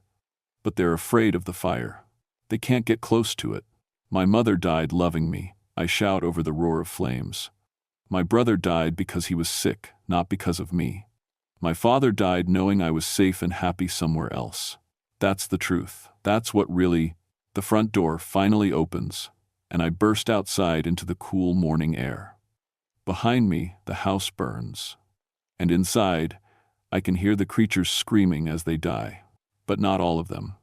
As I run toward my truck, I see one more shape in the smoke. Jim Torres, stumbling out of the burning house. The real Jim, his eyes clear and human again.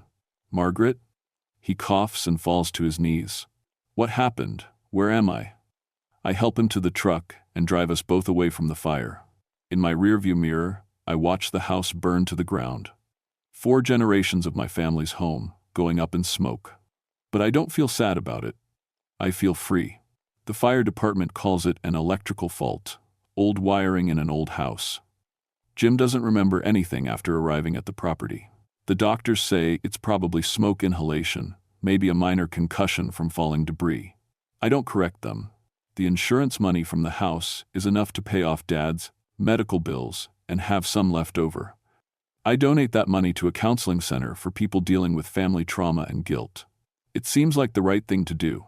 I stay in Alaska for another week, settling Dad's affairs and making sure Jim is okay. On my last day, I visit the cemetery where Mom, Dad, and Danny are buried. Their graves are simple and clean, with flowers that neighbors have left over the years. I sit by Dad's headstone and read his letters out loud, all of them, even the painful ones. But they're not painful anymore. They're proof that love can survive death, that forgiveness is possible, that family doesn't have to be a prison. I'm sorry I didn't come home sooner, I tell him. But you were right. Leaving was the right thing to do, and I'm okay, Dad. I'm really okay. The wind picks up, rustling the leaves on the trees around the cemetery.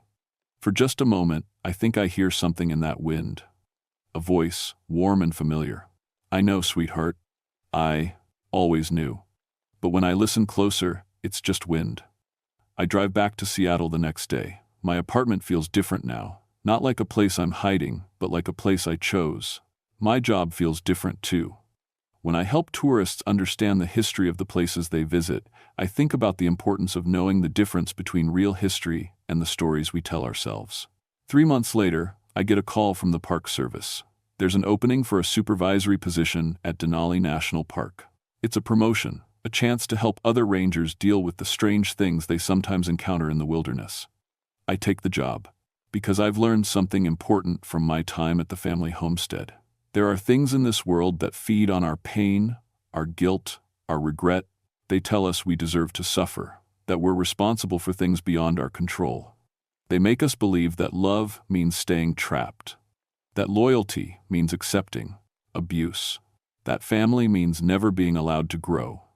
But they're wrong. Real love sets you free. Real family wants you to be happy, even if that happiness takes you far away from home. And real healing comes from understanding the difference between guilt that teaches us and guilt that destroys us. I still think about my family every day, but now I remember the good times. Mom teaching me to bake cookies, Danny helping me build a tree fort, Dad showing me how to read animal tracks in the snow. I remember the love, not just the pain. And sometimes, late at night in my new apartment in Fairbanks, I swear I can smell lavender and coffee, wood smoke, and Dad's old aftershave. But it doesn't scare me anymore, because now I know the difference between memory and haunting, between love and possession, between the dead who rest in peace and the things that pretend to be them. My name is Margaret Sullivan, and I'm a park ranger. I protect wild places and help people understand their history. I've seen things in the wilderness that most people wouldn't believe. Bears that walk like men, voices in the wind, shadows that move wrong.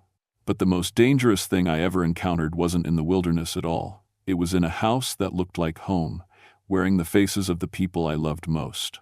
And the most important thing I learned wasn't about the supernatural or about ancient predators that feed on human emotion. It was about forgiveness. Sometimes the person you most need to forgive is yourself.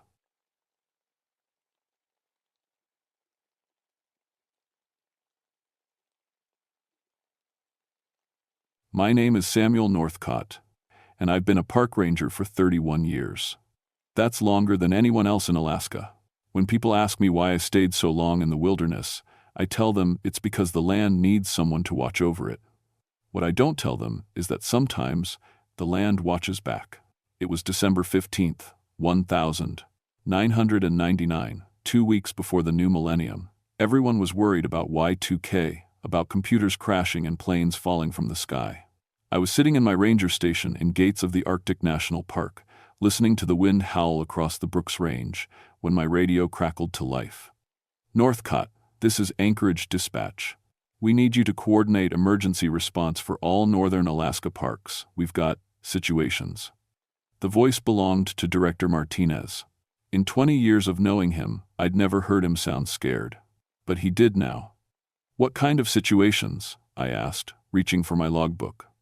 Reports are coming in from every park in the state, rangers going missing, weird animal behavior, some kind of incidents at sacred sites. I felt something cold settle in my stomach. Not the kind of cold you get from Alaska winter. A different kind entirely. How many parks are we talking about? All of them, Samuel. Every single one. Through my station window, I could see the endless white of the Arctic wilderness. I'd spent my whole adult life out here. I knew every trail, every valley, every hidden place where the old Inupiat elders said spirits lived. My wife Sarah used to joke that I loved this land more than I loved her. Maybe she was right. After she died 5 years ago, this wilderness was all I had left. I'll need helicopter transport to coordinate properly, I said. Already arranged. Pilot's name is Jake Morrison. He'll be there in 2 hours. The radio went quiet, except for static. I walked to my equipment locker and started packing. Emergency rations, first aid kit, flare gun, my grandfather's hunting rifle. The rifle had been in my family for 3 generations. My grandfather always said it had special power because it was blessed by a medicine man. I used to think that was just old stories. Now I wasn't so sure. Outside, the wind was getting stronger. But there was something wrong with the sound it made. Instead of the usual howl across the mountains, it sounded almost like voices. Like hundreds of people whispering just below hearing. I checked my thermometer. -40 degrees. Normal for December. But the cold felt different tonight. It seemed to reach right through my walls, through my heavy coat, straight into my bones. My satellite phone rang. The display showed a number I didn't recognize. Samuel Northcott. Ranger Northcott, this is Dr. Elena Vasquez from the University of Alaska. I'm calling about the animal behavior reports from your area. What about them? We're seeing things that shouldn't be possible. Caribou, moving in perfect circles for hours. Wolves refusing to eat fresh kills. Birds flying directly into mountains like they can't see them. And the migration patterns. She paused. Every animal in northern Alaska is running south. All of them. I looked out my window again. Now that she mentioned it, I hadn't seen a single track in the snow around my station for days. Usually there were fox prints, rabbit trails, the occasional wolf sign, nothing. Doctor, what do you think is causing this? I don't know. But 30 years of studying Arctic wildlife tells me that when every animal in a region suddenly runs away, humans should probably follow. After she hung up, I made coffee and sat at my desk. I pulled out the old journal my predecessor had left behind when he retired. Ranger Tom Blackhorse had worked this territory for 25 years before me. Most of his entries were routine, weather reports, visitor counts, maintenance notes, but scattered throughout were stranger things. Asterisk June 12th, 1967. Found circle of dead trees arranged in perfect spiral pattern. Trees appear to have died overnight. No disease or insect damage visible. Asterisk, asterisk. August 3rd, 1969. Hikers report hearing voices calling their names from empty valleys. Investigated. Found no human presence for 50 miles in any direction. Asterisk, asterisk. October 31st, 1973. Something is moving in the mountains tonight. And hear it from my station. Sounds like it's the size of a building, but moving as quiet as smoke. Staying inside until dawn. Asterisk. The most disturbing entry was from his final year. Asterisk. March 15th, 1974. The old boundaries are weakening. Elder Joseph Kanguk warned me this might happen. He says, the hungry ones have been waiting a long time. When the barriers fall, they will come through hungry enough to eat the world. Someone will have to stand guard. Someone who knows the land well enough to become part of it. Asterisk, I heard helicopter rotors in the distance. Jake Morrison was early. I grabbed my pack and headed outside. The helicopter was landing in the clearing behind my station, snow swirling up in clouds. Morrison was a good pilot. I'd flown with him before on search and rescue operations. Evening, Samuel, he called over the engine noise. Hell of a night for flying. Thanks for coming out in this weather. No problem. Though I got to say, this whole situation has everyone spooked. My dispatcher got 3 emergency calls just during my flight up here. Park rangers from Denali, Glacier Bay, and Kobuk Valley all reporting the same thing. Which is, people disappearing. And not just lost hikers. I'm talking about experienced outdoorsmen who know the country better than their own backyard. Vanishing without a trace. As we lifted off, I looked down at my station growing smaller below. It had been my home for over 30 years. Something told me I'd never see it again. The helicopter flew south through the night, and with every mile we traveled, I could feel something enormous stirring behind us in the darkness. We landed at the Emergency Coordination Center in Fairbanks just after midnight. The place was chaos. Rangers, state troopers, National Guard personnel, and scientists crowded around radio stations and computer terminals. Director Martinez met us at the door. Thank God you're here, Samuel. It's getting worse by the hour. He led me to a large map of Alaska covered in red pins. Each pin marked a location where something had gone wrong. Show me what we're dealing with, I said. Martinez pointed to the northern regions. It started 3 days ago at sacred sites across the Arctic. Inupiat burial grounds, traditional hunting areas, places the elders have always said were dangerous. Rangers went to investigate reports of strange lights and sounds. Most never came back. What happened to the ones who did come back? That's the problem. The few who returned, they're not right anymore. They won't eat. They stare at people like they're hungry, but not for food. And they keep talking about voices, calling them back to the wilderness. A young scientist approached our table. She looked like she hadn't slept in days. Ranger Northcott, I'm Dr. Sarah Chen from the Geological Survey. We've been monitoring seismic activity across the state. What we're seeing doesn't match any natural phenomenon. She showed me a computer printout covered in jagged lines. These readings suggest the ground itself is shifting, but not like an earthquake, more like something underneath is trying to push through. Push through from where? That's what has us all confused. The readings indicate the disturbance is coming from below, but our deepest soil samples show permafrost going down hundreds of feet. There shouldn't be anything down there but frozen ground. Martinez called me over to another table where a Native American man in his 70s sat drinking coffee.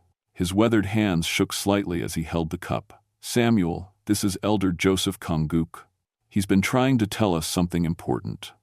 The old man looked up at me with eyes that had seen too much. "You're the one who took over Tom Blackhorse's territory," he said in accented English. "Yes, sir." "Did you know Ranger Blackhorse?" Tom was a good man. He listened when the old ones tried to warn him. Most white men don't listen to stories they think are just superstition. Joseph's voice grew quiet. But Tom understood that some stories are warnings. What kind of warnings? My grandfather's grandfather told stories about the time before time, when the hungry ones lived between worlds, always trying to break through to ours. The spirits of the land kept them away for thousands of years. But the barriers weaken when people forget the old ways. Joseph stood and walked to the map. He pointed to each red pin with a gnarled finger. "These places, all of them are where my people made offerings to keep the barriers strong. We haven't made proper offerings in decades. The young people moved to cities. The old ceremonies were forgotten." "So what are these hungry ones?" I asked. "They look like people, but they're not. They eat everything. Animals, plants, people. But what they really eat is the life force itself. They won't stop until everything is empty." Dr. Chen interrupted. "With respect, sir, we need to focus on scientific explanations." Joseph smiled sadly. "Young lady, in 3 days you'll understand that science and spirit are the same thing. The question is whether you'll understand it in time to do something about it." A radio operator across the room suddenly stood up, his face pale. "Director Martinez, we're getting reports from Denali. Ranger Station went silent 2 hours ago. Search and rescue found the building empty, but what? All the windows and doors were open from the inside. Like, whoever was in there wanted to let something in. And they found footprints in the snow leading away from the station. Dozens of them. But they don't look human." Martinez grabbed his jacket. "Samuel, I need you to coordinate the northern response while I head south to Denali. What about the missing rangers? Find them if you can. But if Elder Kanguk is right about these hungry ones, finding them might not be a blessing." I spent the next 4 hours on the radio, trying to reach ranger stations across northern Alaska. Most didn't respond at all. The few that did answer gave reports that made less sense each time. Kobuk Valley reported that the aurora borealis was shining even though there was no solar activity. The lights were the wrong color too, deep red instead of the usual green. Lake Clark said their emergency supplies had been arranged in strange patterns overnight. Canned food stacked in spirals. First aid equipment laid out in symbols that none of them recognized. Most disturbing was the call from no attack. Ranger Bill Sullivan had been stationed there for 15 years. I knew him well. He was solid, reliable, not given to panic. "Samuel, something's wrong with the caribou herd that winters near here," he said, his voice tight with fear. "There are thousands of them, but they're all standing perfectly still. They've been that way for 6 hours. No movement, no sound. And their eyes. What about their eyes, Bill? They're all looking in the same direction, north, toward your territory. Get out of there, Bill. Leave the station and drive south." I tried. My truck won't start, radio's going dead too. "Samuel, if something happens to me, tell my wife." The transmission cut to static. Elder Kanguk appeared at my shoulder. I hadn't heard him approach. "The calling has begun," he said quietly. "They're gathering the herds first. Animals are easier to control than people, but soon they'll come for us too. How do we stop them? You can't stop them, but you might be able to seal them away again, the way the old guardians did." "What guardians?" "Men who loved the land so much they became part of it. Their spirits still watch the boundaries. But they're old and tired. They need someone to take their place." Through the coordination center windows, I could see the first light of dawn creeping across the sky. But something was wrong with the light too. Instead of the clean white of winter sunrise, it had a sick yellow tinge, like the color of infection. "How long do we have?" I asked. Joseph looked toward the north, where my territory lay hidden beyond the mountains. "They're coming through tonight. By tomorrow morning, it will be too late to stop them. Then we need to get back up there." "Yes, but Samuel, if we go back, not all of us will come home as the people we are now." I thought about my empty ranger station, about 31 years of protecting a PO. wilderness that had shaped my entire life. About my wife Sarah, buried in the small cemetery in Fairbanks, who used to say, "I belong to Alaska more than I belong to her." Maybe she was right. Maybe it was time to find out what that really meant. Jake Morrison flew us north as the sick yellow dawn spread across Alaska. Elder Kanguk sat in the back of the helicopter, chanting quietly in Inupiat. The old man had insisted on coming despite his age. "You'll need someone who knows the old ceremonies," he'd said. "And I'm the last one left who remembers them properly." As we flew deeper into the wilderness, the wrongness became impossible to ignore. Entire forests stood leafless and dead, though they'd been healthy just days before. Rivers had frozen solid despite the underground springs that normally kept them flowing all winter. Most disturbing were the animal trails we could see from the air. Thousands of tracks, all leading in the same direction, toward the heart of my Widgis territory. "Jesus Christ," Morrison said over the radio. "Look at that." He pointed northeast toward the Brooks Range. Above the mountains, the sky was the wrong color. Instead of the deep blue of Arctic winter, it showed patches of sickly green, like an infected wound in the atmosphere itself. "That's not the northern lights," Morrison said. "I've been flying in Alaska for 20 years. I've never seen anything like that." "It's the barriers breaking down," Elder Kunguk said. "The hungry ones are pushing through from their world into ours." We landed at a clearing 5 miles from my ranger station. Morrison shut down the engine, but he kept looking nervously at the sky. "I don't like this, Samuel. Something feels wrong about this whole area. My instruments were going crazy during the approach." "What do you mean?" "Compass spinning in circles, GPS showing impossible coordinates, and the radio." He tried the radio. Nothing but static filled with what sounded almost like whispers. I shouldered my pack and checked my grandfather's rifle one more time. "Jake, I want you to fly back to Fairbanks. Get as far south as you can. I'm not leaving you two out here." "That's not a request. If things go bad, someone needs to warn the outside world what's happening." Morrison looked like he wanted to argue, but something in my voice stopped him. "How will I know if things went bad?" Elder Kunguk answered. "If the lights in the sky turn red, everything north of the Yukon River will be lost. Fly south and tell people to keep flying." We hiked through the snow toward my station. The forest was completely silent. No bird calls, no wind in the trees, no sounds of small animals moving through the underbrush. Just our footsteps crunching in snow that seemed to glow faintly in the weird light from above.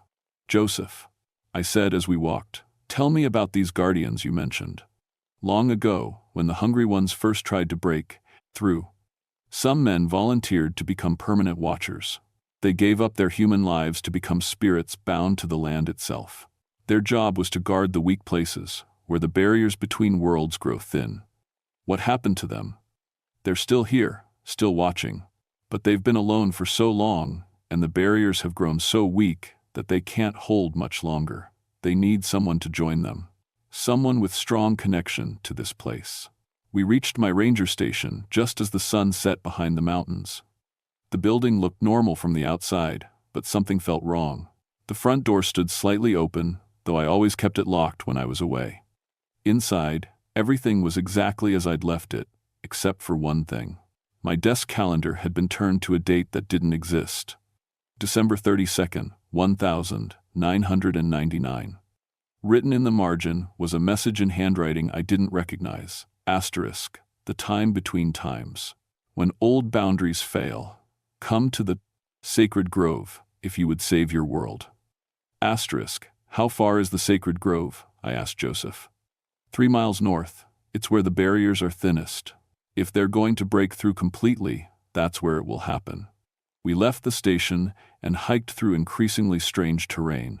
Trees grew in perfect geometric patterns. Rocks were arranged in spirals and symbols that hurt to look at directly. Worst of all were the sounds. Distant howling that might have been wind, but carried too much intelligence to be natural.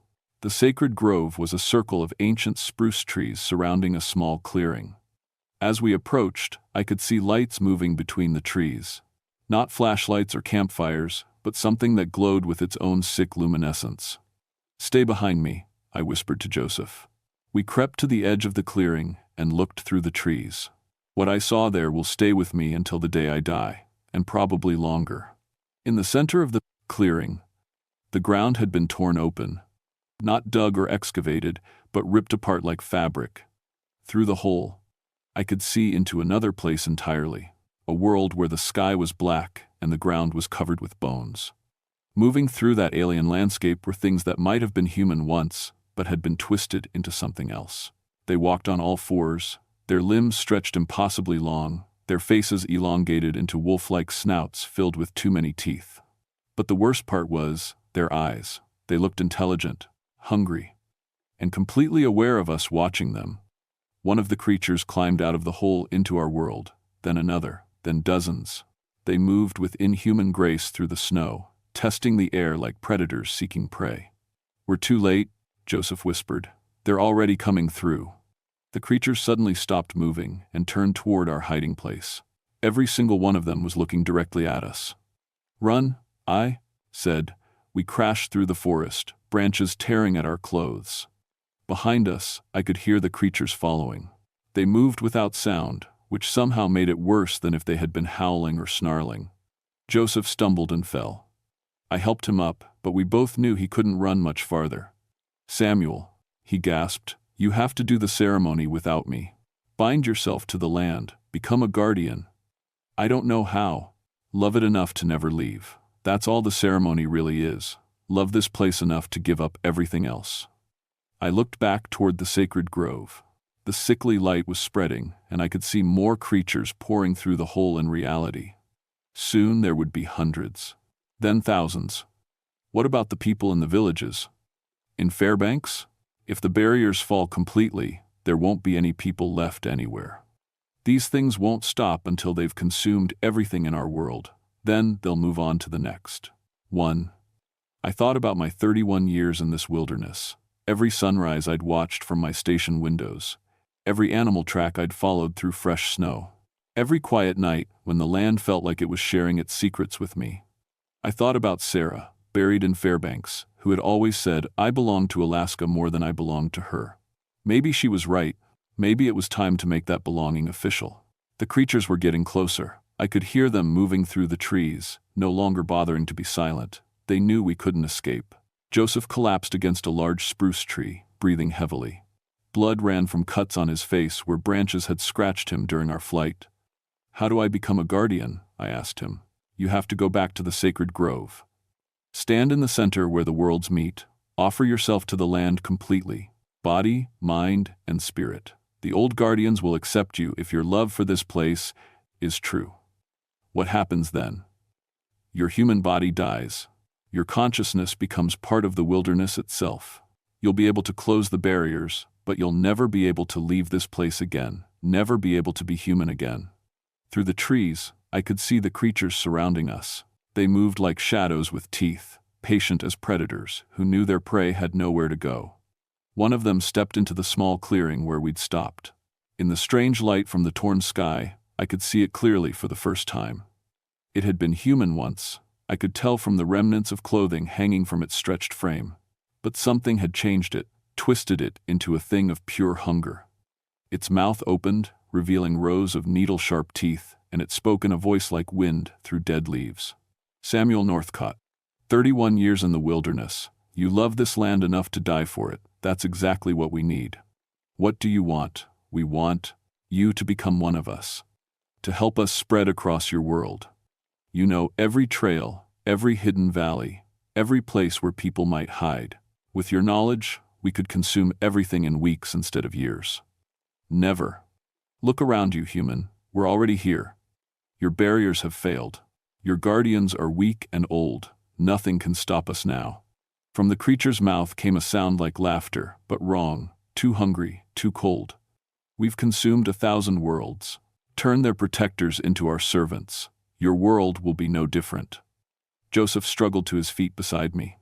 Despite his age and exhaustion, his voice was strong. "You're wrong. This guardian won't serve you. He'll destroy you. Old man, your ceremonies are just superstition.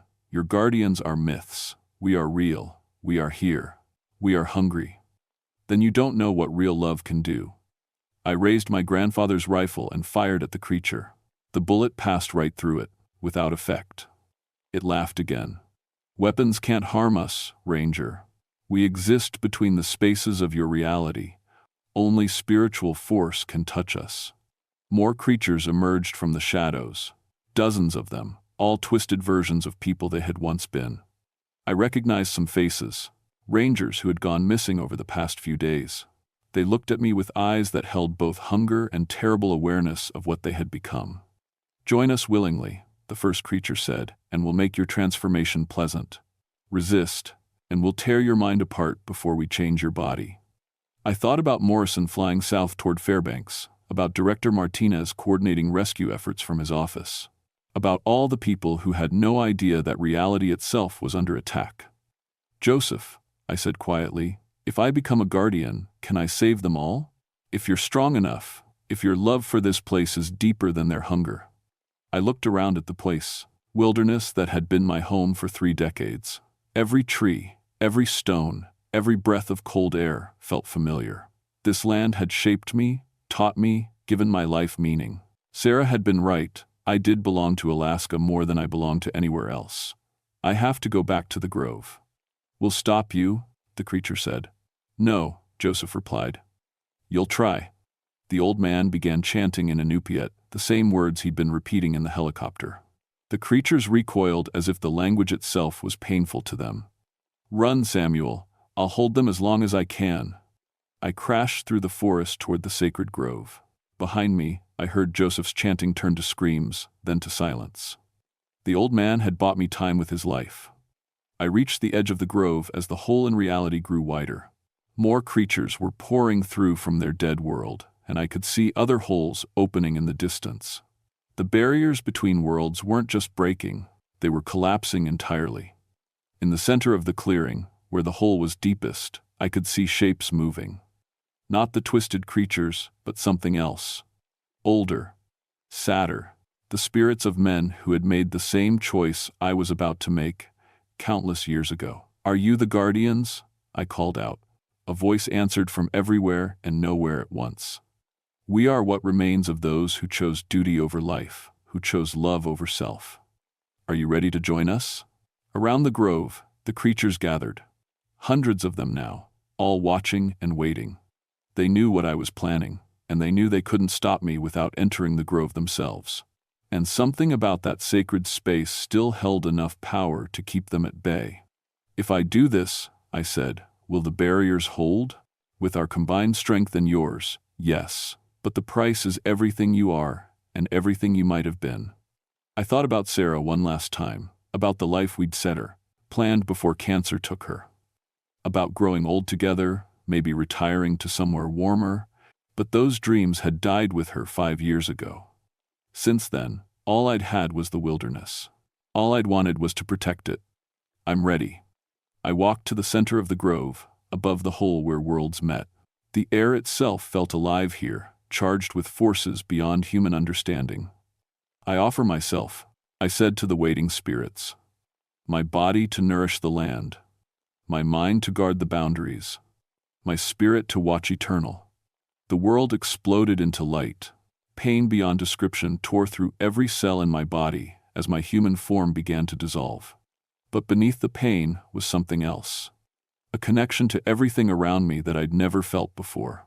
I could sense every tree root extending deep into the earth, every stream flowing beneath winter ice, every bird that had ever nested in these mountains. My consciousness expanded until it encompassed the entire northern Alaska wilderness. I could feel the creatures retreating as barriers of pure spiritual energy rose around them.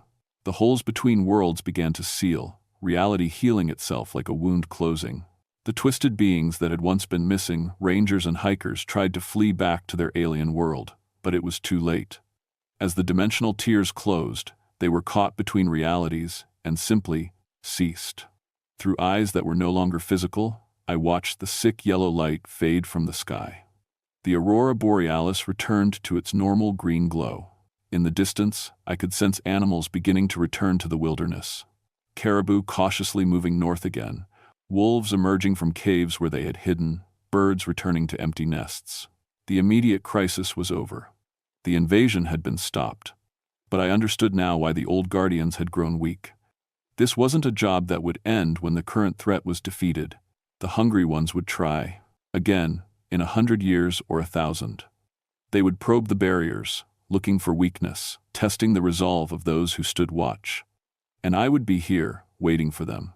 I tried to contact Morrison's helicopter radio, to let him know the danger had passed. But I found I could no longer affect the physical world directly. My consciousness existed in the space between spirits and matter. I could protect and watch, but I could not communicate with the human world I had left behind. 3 days later, Morrison returned with a search team. They found Joseph's body in the forest, and they found my discarded pack and rifle near the sacred grove. The official report would say that Ranger Samuel Northcott died in the line of duty, probably from exposure during the unprecedented weather event that had affected northern Alaska. They never found my body. The search teams also reported that the strange animal behavior had stopped as suddenly as it had started. Rangers who had gone missing were found wandering in the woods with no memory of where they had been. The geological disturbances ceased. The emergency was over, though no one could explain exactly what had caused it. Director Martinez attended my memorial service in Fairbanks. I was there too, watching from the edge between worlds as they lowered an empty coffin into the ground next to Sarah's grave. Morrison spoke about my dedication to the wilderness. Several of the rangers I had worked with shared stories of my 31 years of service. If they had been able to see me, they would have known that my service had not ended. It had just begun. Now, 26 years later, I still stand watch. The barriers remain strong. The hungry ones probe them sometimes, testing for weakness, but they have not been able to break through again. Other guardians have joined me over the decades, men and women who loved wild places enough to give up their human lives to protect them. We don't speak much to each other. We don't need to. We share the same eternal purpose, to keep the darkness on its side of reality. Sometimes hikers or researchers passing through my territory report strange experiences. They see lights moving through the forest at night. They hear voices warning them away from dangerous areas. They find themselves guided safely back to trails when they become lost. They don't know they're seeing us, the guardians, the men and women who chose love over life, duty over self. But I know something that the living don't. There are worse things than death. There is the death of everything you love while you're powerless to stop it. There is the slow corruption of beauty into hunger, of wonder into fear. I chose to prevent that. We all did. And if the hungry ones ever try to break through again, they'll find us waiting. The wilderness is never unguarded. It never will be. My name was Samuel Northcott. I was a park ranger for 31 years. Now I am something more. And I am watching. Always watching.